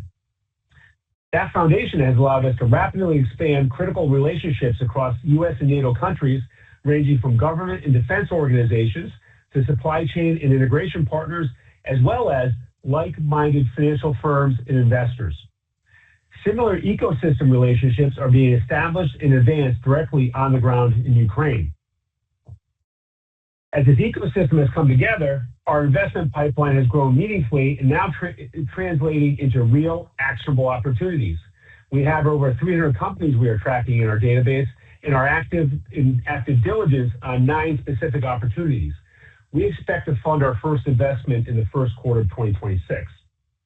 A good example is our announced letter of intent with Drone Flight Group, where we intend to invest up to $11 million to help open U.S. and European Union markets for their platforms. In short, Ondas Capital has moved quickly from concept to execution. We have now established it as a credible transatlantic private capital investor and integrator in critical defense and security markets, and we look forward to sharing more details with you soon. Ondas has also built a portfolio of targeted strategic minority investments. This is a smaller component of our investment programs, but it's highly relevant, strategic, and provides opportunities for meaningful financial gains. These investments are guided by clear criteria. We focus on strong strategic and mission alignment with our ecosystem, mature technologies that are relevant to near-term customer requirements, and opportunities to enhance our platforms through collaboration or supply chain access. Just as importantly, we require attractive entry valuations with meaningful risk-adjusted upside. The objectives are equally clear: build relationships supporting critical technologies and innovation roadmaps, strengthen strategic partnerships, preserve capital flexibility, and generate significant financial returns. We believe Ondas has a unique advantage as an industry participant. Our operational and technical insight allows us to better understand both the risks and the upside of these opportunities and to structure investments that benefit from that knowledge. That approach is already producing results.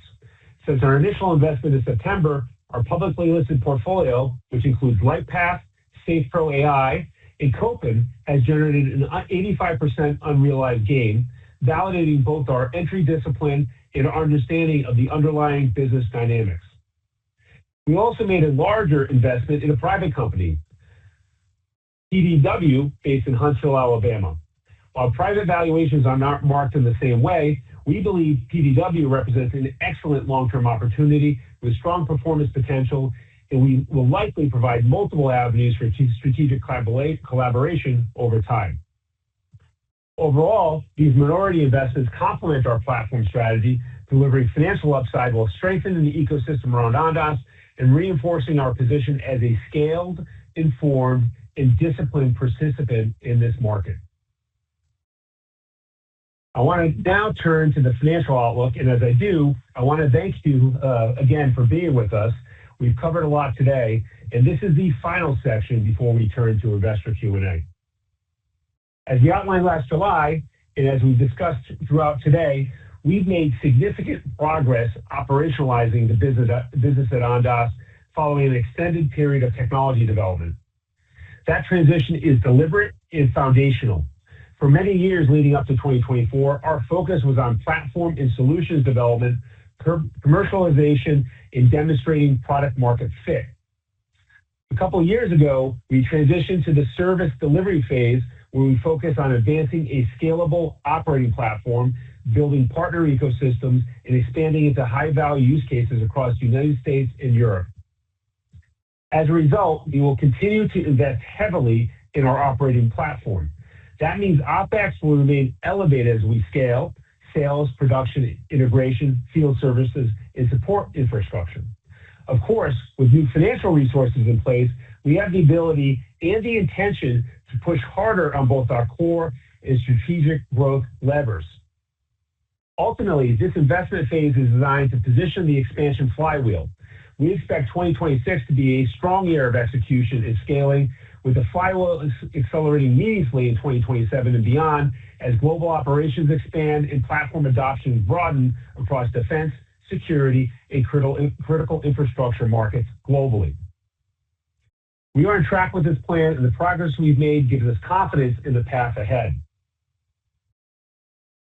This is where we want to be very clear and very direct. As we've said throughout our presentation, we expect 2026 to be a strong year for Ondas, and we expect to generate revenue in the range of $170 to $180 million. That represents over 250% growth relative to expected 2025 revenue. On a pro forma basis, which assumes a full 12 months of revenue from the companies we acquired in 2025, this represents growth of more than 75%. An exceptional growth curve by any standard, which we believe is just beginning. As we referenced earlier, our end markets remain strong, and are still very early in the very early stages of a multi-year adoption cycle. Demand across defense, homeland security, and critical infrastructure continues to build, and we believe our current outlook may ultimately prove conservative. We also expect bookings to reach at least $300 million in 2026, which provides the opportunity to continue growing backlog and supports revenue visibility beyond the year. On the right, we're providing context on the expected revenue mix across our major markets today. This is counter-UAS, ISR across air and ground, and UGV platforms. This is a consolidated outlook across the company. We do expect Ondas Networks to begin showing growth, but we are intentionally keeping expectations low here until orders convert. I want to emphasize again, we believe we have high visibility into achieving these revenue and bookings goals. Indeed, we believe the strength of our pipeline in end markets could make this outlook a conservative one. Finally, it's important to emphasize this outlook does not reflect upside from our strategic acquisition program. We believe that disciplined, accretive M&A has the potential to materially enhance growth beyond what we are guiding to today. In short, we believe Ondas is entering a period of accelerated revenue growth with multiple levers to drive upside as we execute through 2026 and beyond.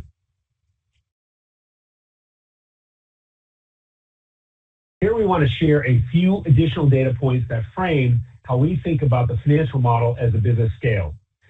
We continue to expect gross margins of approximately 50% across the company. Over time, we believe margins can move higher as volume increases and our supply chain and production processes mature. Design for manufacturing, platform reuse, and scale efficiencies are all expected to support margin expansion as the business grows. At this stage, we are not providing a fixed OpEx target for 2026. We are actively investing to scale the OAS operating platform across sales, service delivery, integration, and support. We believe these investments are necessary and appropriate to support a much higher structural growth rate. We will look to share more context for our OpEx plans on our earnings call in March. I want to also add that we have arranged our production and supply chain infrastructure to support our current outlook, and we will continue to invest in this critical area as demand scales. This will be critically important. As always, we will be transparent as the model evolves and provide updates along the way. Now let's talk about operating leverage in our financial model. Delivering capital-efficient growth is a core priority for Ondas. The way we demonstrate that to investors is by clearly showing how our OpEx investments, of course, ranging across product development, sales and marketing, supply chain, production, and field services, translate into revenue and gross profit growth that outpaces expense growth over time. Ultimately, we also need to absorb corporate overhead, including finance, administration, and public company costs. The success of our model depends on accelerating revenue and gross profits well above our OpEx growth. We believe we will demonstrate that, and we want to help you understand how we think about it. Essentially, we are designing our OpEx models to support rapid growth with a staged pathway to operating leverage across 3 stages of profitability. We see our product company layer as turning EBITDA positive first. These are the entities that develop, produce, deploy, and service systems directly for our customers. As scale builds and margins mature, we expect our product company layer to turn EBITDA positive first again, and we are targeting that by the third quarter of 2026 this year. Once the product companies are profitable, continued sustained revenue growth and higher levels of gross profit will allow us to absorb OpEx at the OAS operating platform. In essence, OAS is our centralized operating platform where we invest in integration, shared services, systems, and scale to efficiently support higher levels of growth for our product companies. We are targeting reaching EBITDA positive results at the OAS layer by the third quarter of 2027. And we believe that could come sooner if we are able to accelerate revenue growth above our current expectations. Finally, we need to cover the OpEx for the parent company, Ondas Inc. This includes public company costs, the remaining investment phase at Ondas Networks as we manage expenses ahead of their revenue inflection, and the costs associated with Ondas Capital. Importantly, Ondas Capital is designed to generate equity gains that help offset its costs while also creating ecosystem value for the core businesses. We are targeting being EBITDA positive at the current parent company level by the first quarter of 2028. Of course, as with the other layers, we will work to accelerate that timeline through execution and growth. Taken together, this layered structure is how we think about operating leverage. As revenue scales, each layer is absorbed in sequence, creating a clear and disciplined path to profitability while continuing to support high growth and leadership. As we prepare to wrap up our prepared remarks, again, thank you for sticking with us this long. I want to step back and frame the opportunity we see in front of Ondas in the context of market outcomes. What we are seeing is a generational opportunity in the sector which we compete, and we firmly believe that after an extended period of technology development and maturation, we will see the market organized to create large-scale players. Indeed, the dynamics are clear. Adoption of autonomous systems at scale requires strong, well-capitalized, and operationally mature providers. Fragmented, subscale vendors cannot meet the requirements of global defense, security, and critical infrastructure customers. Meanwhile, the total addressable markets are large and growing, yet current market penetration remains low. As a result, today's equity capitalization across the sector is modest relative to the opportunity. That sets the stage for what comes next, and of course is a massive opportunity for investors. Over the next decade, we see significant TAM penetration and concurrent substantial increases in sector market capitalization as high return, technology-enabled markets mature and meaningful consolidation occurs. The number of competitors will shrink and market value expansion will increasingly accrue to the leaders. That process has begun, and market leaders are being identified now. Ondas is positioning itself to be one of those leaders. We are investing ahead of the curve, building scale, strengthening our operating platform, and consolidating capabilities while many others remain capital constrained. We believe this investment cycle will create a small number of very large and valuable companies, and we intend to be among them. This is why we have emphasized execution, capital discipline, and long-term platform building throughout today's presentation. We believe decisions we are making now will define outcomes, not just for the next few quarters, but the next 10 years and beyond. For our final remarks, I want to step back and frame the 5-year opportunity to help you understand what we are building toward. We shared a similar slide at our Investor Day last July. At that time, we were just launching our core plus strategic growth plan. We had conviction, but we were not yet fully capitalized to win. Today, that has changed. We now have the balance sheet, the operating momentum, and the strategic clarity to pursue this opportunity with much greater ambition, and we believe that ambition is entirely achievable. Back in July, our expectation was to reach $100 million revenue run rate by the end of 2026. Today, we are guiding to a revenue range of $170 to $180 million for 2026. That's 70 to 80% above our prior ambitions just 6 months ago. And we believe that the outlook is conservative given the demand environment and the platform we have built. Looking further out, in 2030, we previously believed we could generate more than $300 million in revenue. With our operating plan now in motion and our balance sheet significantly strengthened, we believe a much larger outcome is possible. Based on what we see today, we believe achieving $1.5 billion or more in revenue within 5 years is an achievable goal. As we scale, profitability follows. The model we've outlined supports strong margins, meaningful operating leverage, and a transition to a highly profitable global business. When you combine that growth profile with durable platforms, global scale, and leadership in large and expanding markets, we believe a $15 billion or greater market capitalization is well within our reach. Of course, none of this is guaranteed. We have a lot of work ahead, and ultimately it comes down to execution. The market is there for us. The responsibility is on our management team to deliver. To that point, I want to be very clear. Our management team is all in. We are fully committed to capitalizing on the exceptional opportunities we've created, executing with discipline, and building the important, durable, and valuable company we believe Ondas can become. With that, thank you for your time and your support. We will now turn to questions. Operator? Ladies and gentlemen, we'll now begin the question and answer session. To ask a question, you may press star and then 1 on your touchtone phones.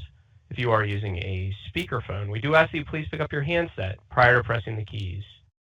To withdraw your questions, you may press star and 2. Again, that is star and then 1 to join the question queue. We'll pause momentarily to assemble the roster.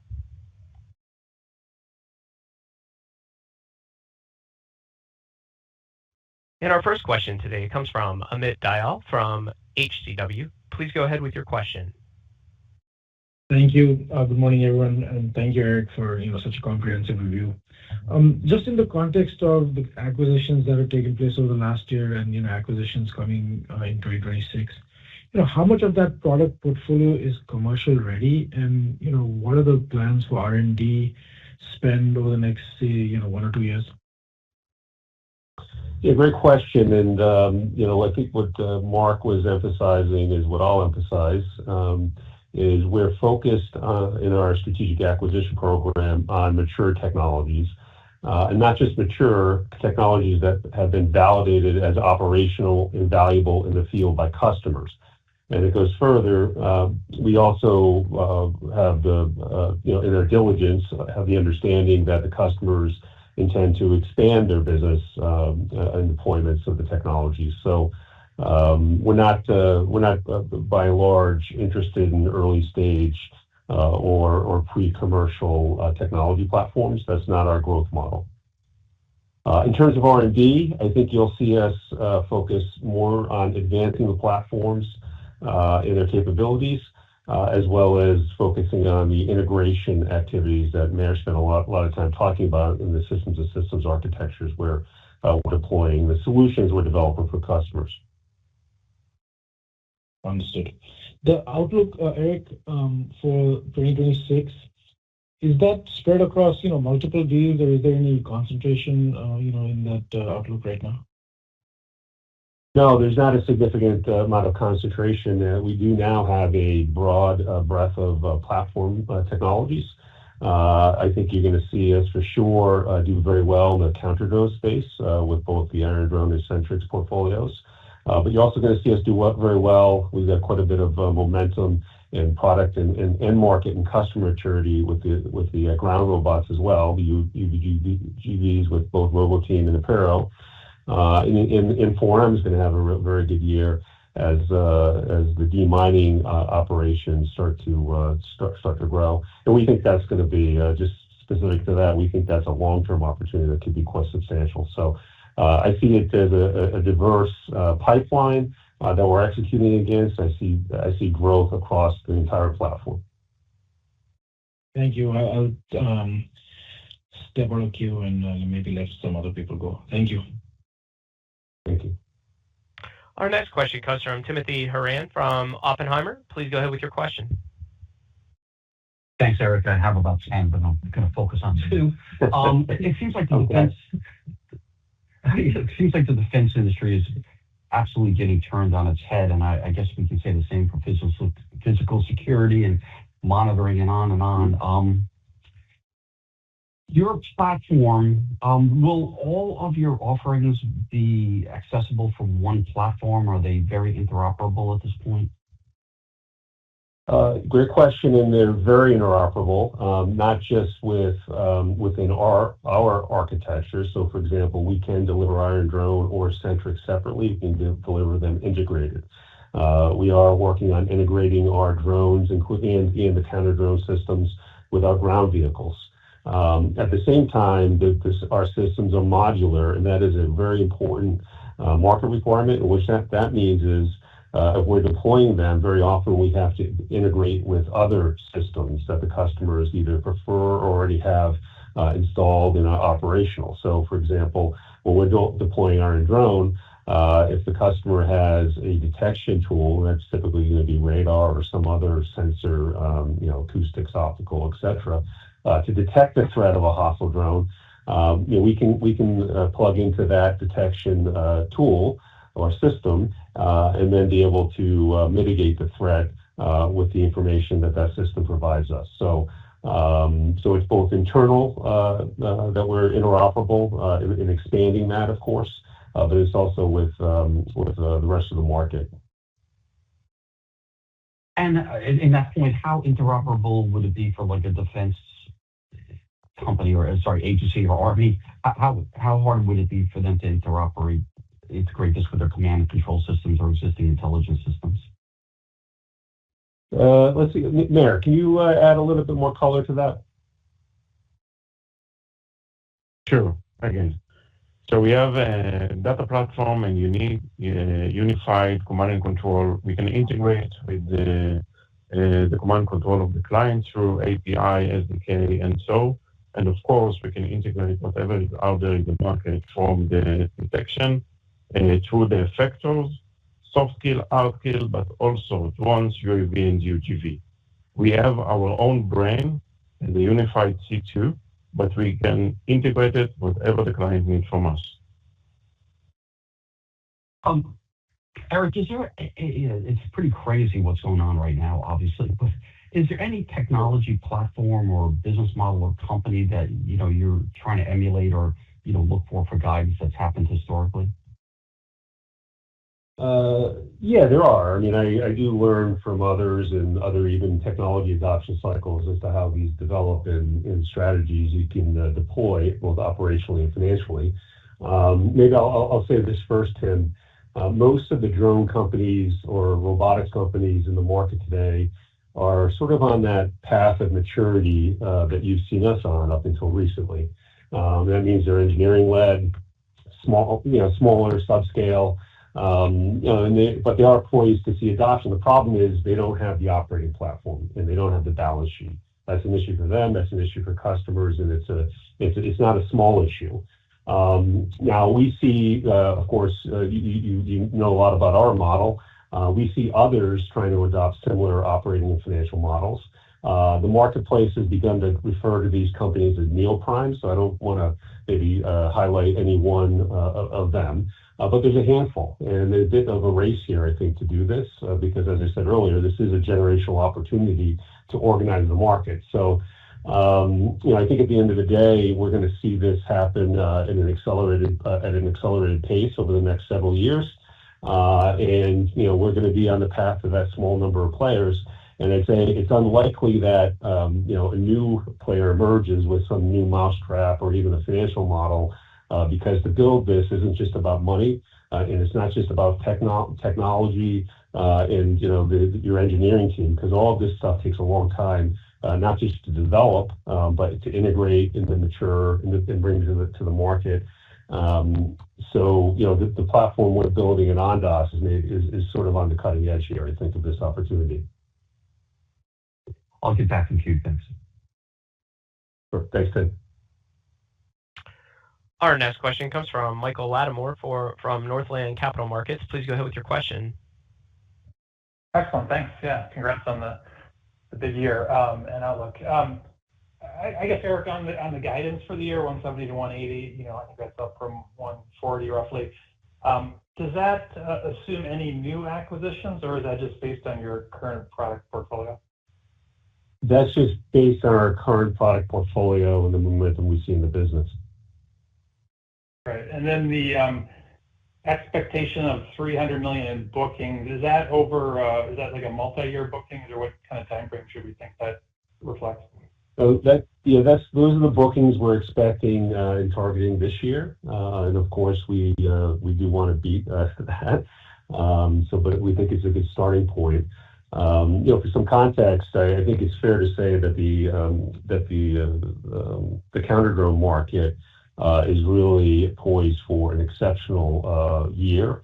And this is really the first year, right? This is only in the last couple of years that we've seen the requirement to protect the lower skies emerge.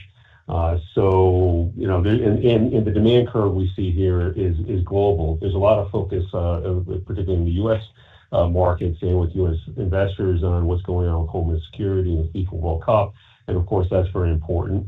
There's other activities inside of the Department of War and the Armed Services branches. But I also would add that the urgency in Europe amongst NATO countries is just as acute, and if not more, because they're sitting on the doorstep, of course, of the Ukrainian and Russian conflict. So I think it's there. I also think that the work we're doing with the Robo team, for example, they've done that foundational work. They've been working with customers, for a while now to advance and broaden their capabilities. And they're touched on how that market now is seeing some urgency in and around urban conflicts and preparation for those sorts of conflicts. So, I'd highlight that Robox. You're going to hear a lot more about that platform, which is in and of itself an exceptional, integrated solution. So, with portability. So we see that bookings is going to be broad and it's visible. And, this is really just, in terms of our markets, the adoption curve, they're really just starting off a small base. So the growth rates are going to be very high. Yeah. And you expect to recognize those bookings over what time frame? This year. That's a 2026 bookings target. So we'll be building backlog through the year as well. Got it. Okay. And then the swarming technology, is that your own or is that third party? It sounds like that's important, increasingly important. Yeah, it is important. And Mayor, do you want to shed some light on that? Sure. We are working on that in the last 2 years to make sure that we have the reliability system. We already deployed around the world with this system, and now we're working on the swarm capabilities. Everything is our own, the software, the brain. Of course, we use subcontractors for different features, but most of it is our own product. And of course, for now, we operated as a combat proven with some of these capabilities around the world. All right, excellent. Thanks a lot. Best of luck this year. Great. Thanks, Mike. Our next question comes from Jonathan Segman from Stifel. Please go ahead with your question. Thank you, Eric and team, for the great incremental color on the technologies. So part of the company's ecosystem is a third-party contract manufacturing capacity, and you've disclosed line of sight of $170 to $180 million of revenue this year. You mentioned the pending addition of Europe. Are there other gaps that need to be filled? And how would you suggest we think about the company's current revenue capacity as we think about $1.5 billion of revenue in 2030? Thank you. Good question. So, in terms of our current capacity, we can meet our revenue outlook for sure. So we feel very comfortable with that. And John, I'm sorry, what was the front end of that? You wanted some context around the global capabilities and the flexibility, or? Just how much more partnerships and expansion of that third-party contract manufacturing do you need?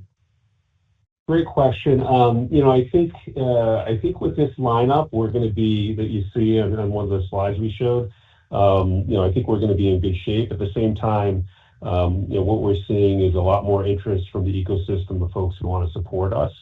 So I do believe that we're going to, you should expect us to add additional manufacturing partners. We'll come back to that point in just a moment.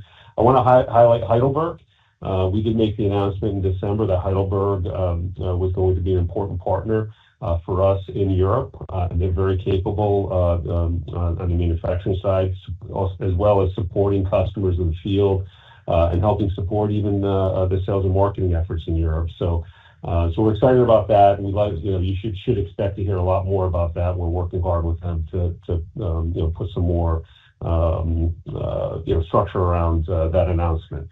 At the same time, one of the fascinating things here is, and you've heard us talk about it, is the industrial base, both here in the United States as well as in Europe, is an issue from the national security standpoint. It is something that the authorities are clearly trying to stimulate and fix from a policy standpoint, and we want to be part of that, of course. Now, folks are doing this all different ways, and all of them are valuable in their own right.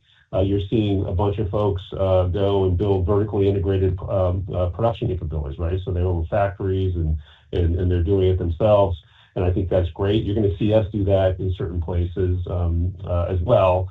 At the same time, I think what's underappreciated because it does seem to be like just a daunting task. How do we rebuild this industrial base?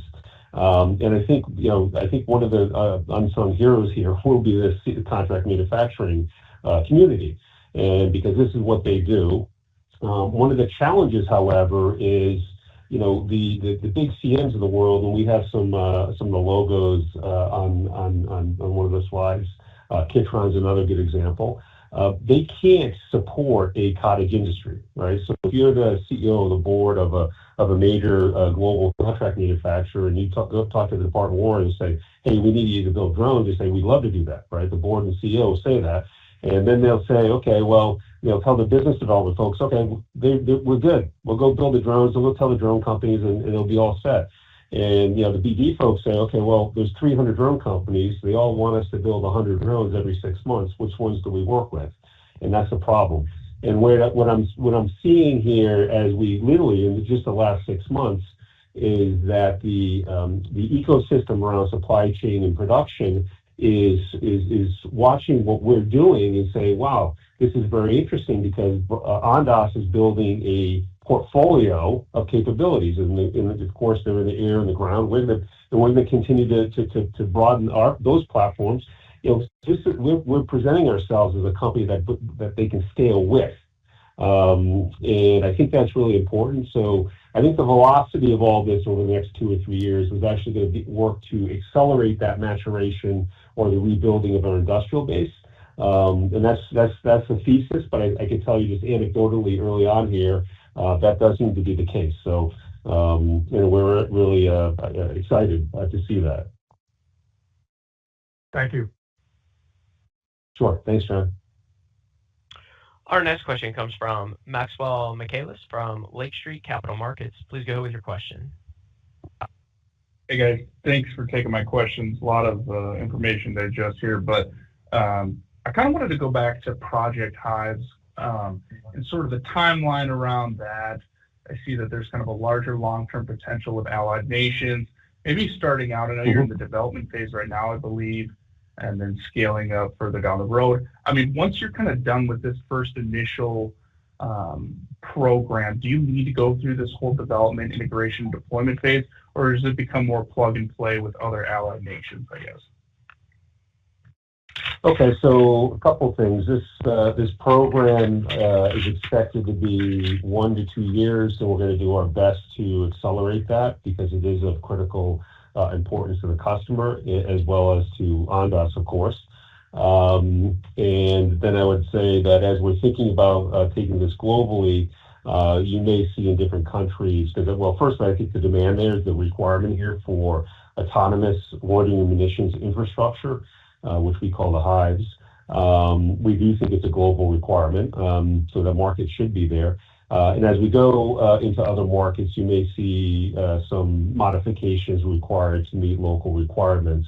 But I'll get back to what the point we made earlier in a similar question, but different, is that these systems are modular. They are designed to be interoperable, and we would be able to integrate this system that we're developing with other technology providers in other markets.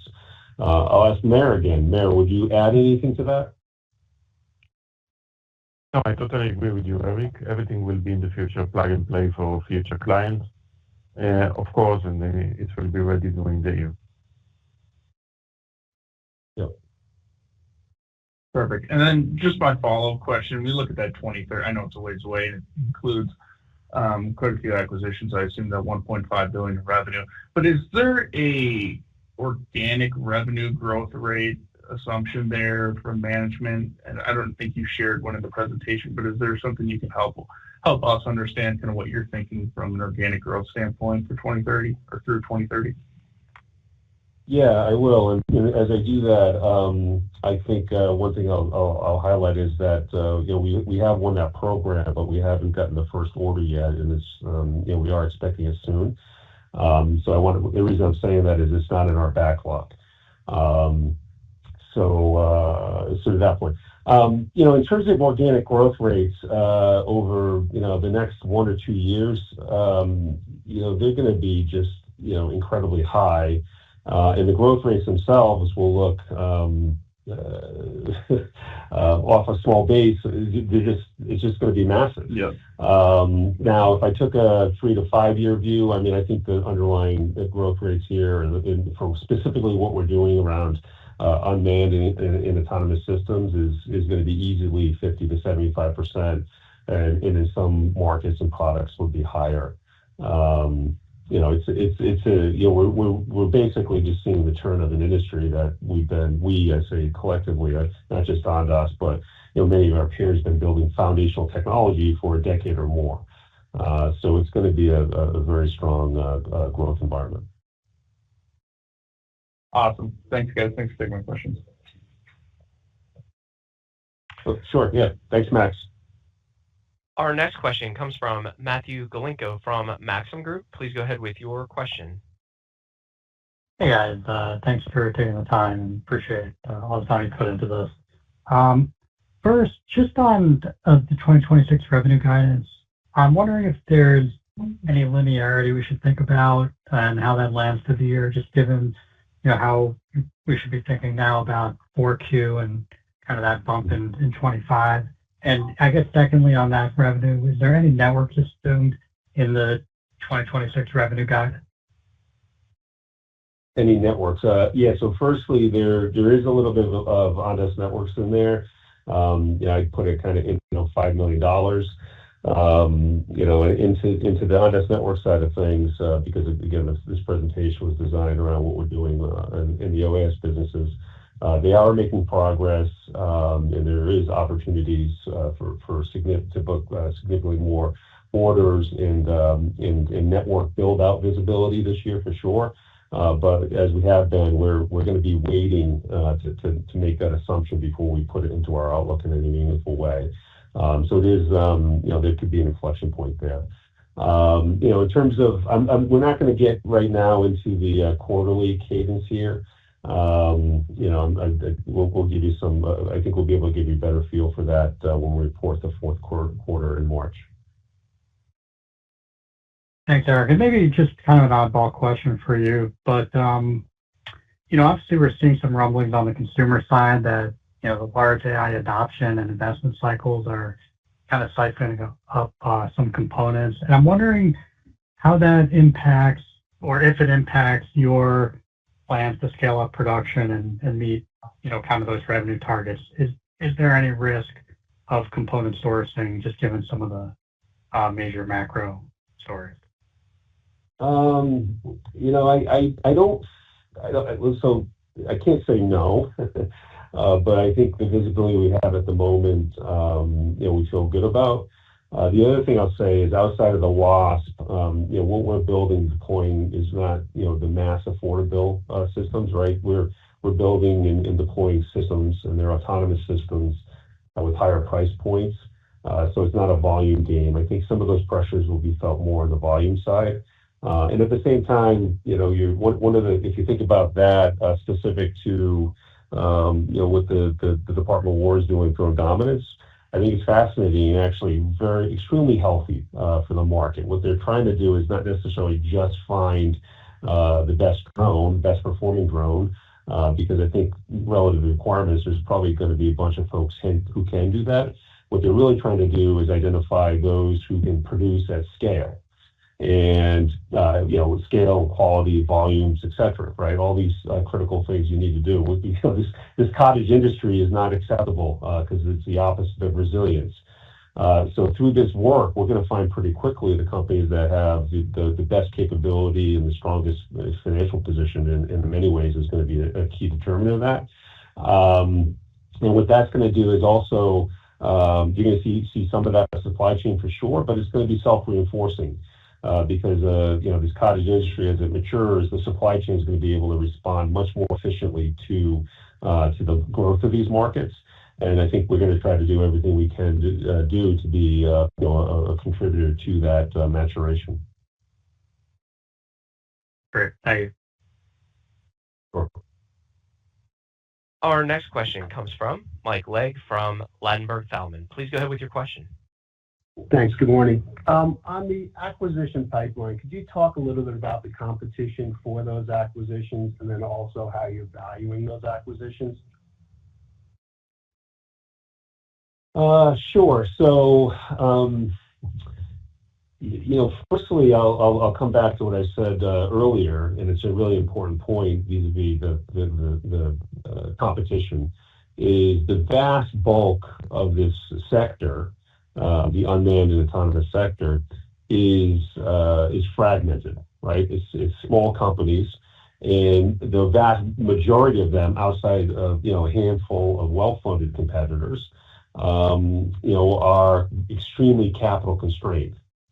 And, that's the market that we're, seeing opportunity in. In that market, you're going to be careful because, poorly funded companies, oftentimes have challenges at maturing their technology, capturing customers, but there's so many of them, and we do have that expertise that simply just a financial buyer wouldn't have. I would submit to identify the technology platforms, the teams, and the customer opportunities in our diligence. So I think where we're fishing, there's extreme capital constraints. And then, I'll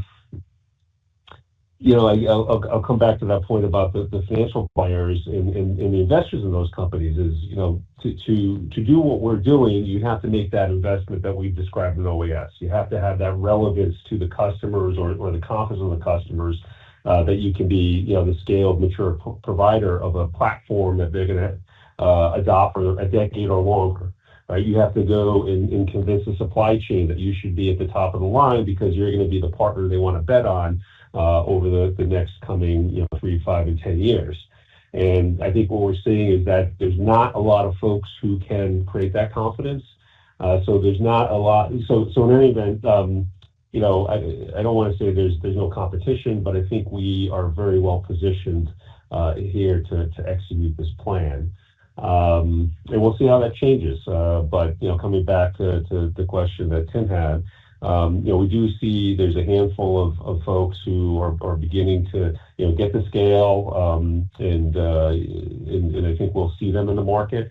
But there's my take is that there's so much to do here today that I think the market's going to be very rational, for the foreseeable future.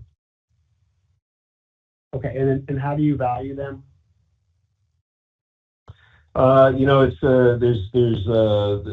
not science. We look at every company. We do extensive diligence, which includes financial diligence. We create financial models, and then we look at that and put a valuation on it and negotiate it. And I think I've been pleased with the way the team's been able to do that from the shareholder perspective of Ondas. But I guess, Mike, just to be frank, it's we're not this is a very traditional approach to making acquisitions. Okay, great. And then on the targets, are they interested in taking stock, and would you use equity, or is you obviously have a strong cash balance? Do you think these will all be cash purchases? For sure. I think we're likely, in most cases, to see a mixture. I think as long as our shares are at the proper level, we would prefer to use the cash for growth, so as growth capital to drive the business expansion. And we also see the benefit of using equity to align interests of acquired companies, right? So, what we're asking is for the investors, but especially the management teams, to go on this journey with us to build a big company together. And I see a lot of receptivity amongst the folks we talk to, about these things. So that's some context. Every deal is different and unique, and the mixture of stock versus cash obviously has some relevance for valuation structures, etc. So that's just a bit of context. Okay, great. And then just one last question. On the backlog, you gave us guidance for not backlog, on the building up the backlog of $300 million in 26. What's the time to bring that to revenue? The bookings, yeah, I'm sorry. All right, so that, yeah, I would say the bulk of those bookings would be, if they're not realized during this year, it would be next year, in 2027. So, but I mean, when you book something, does it take 3 months for the revenue to come in? Is it a 12-month revenue timeline? It depends, and I don't want to get more specific than this, but we do have some higher velocity products that can be ordered and within a short period of time, certainly a quarter, can become revenue, and others are a longer duration. And some of that will be determined by the visibility we have and our ability to or choices we make in and around inventory, right? If we're highly confident, we may build in front of demand, and by the way, we're doing that. So that's some context. Some of the smaller drones we can build them faster than say the docking stations. So it kind of depends. Okay, great. And then just one last on the $15 billion valuation goal. Is that based upon the 2030 metrics you gave out? Yeah, I think it's our goal that I think is achievable, and I'd say it's I don't want to put a time frame on that, but I do think if you look at our 5-year plan, you see that if we're able to create confidence around that, I think we can achieve that and more. Okay, great. Thank you. Great presentation today. Awesome. Thanks, Mike. Our next question comes from Austin Bolick from Needham. Please go ahead with your question. Hey guys, thanks for taking my question and congrats on the solid Q4 execution. And just kind of wanted to start there. Can you guys point to anything specific that drove that strong upside? I can't point to anything specific other than the strong demand and us being in a position now to capture it and provide for it, right? To be able to build and deliver systems. I think I did mention as part of the prepared remarks that we did see strength across the platform. I do think the counter drone markets with Centrix and Iron Drone will continue to be particularly strong and be the biggest part of the mix, and we showed you a pie chart on that. But the ground vehicles and the land intelligence are also very strong.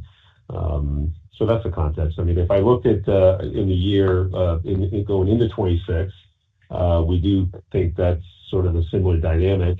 And on both bookings and revenues, if there's going to be that significant upside, which is possible, I would point to the counter drone market to be a particularly opportunistic thing, or where that opportunity could come.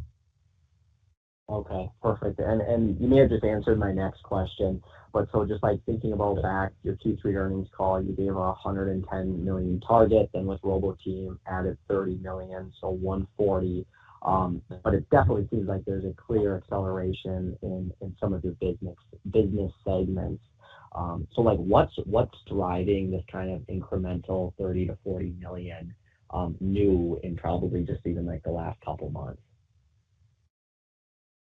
So, I do think we're still being conservative, right? Because the demand, the tailwinds are strong.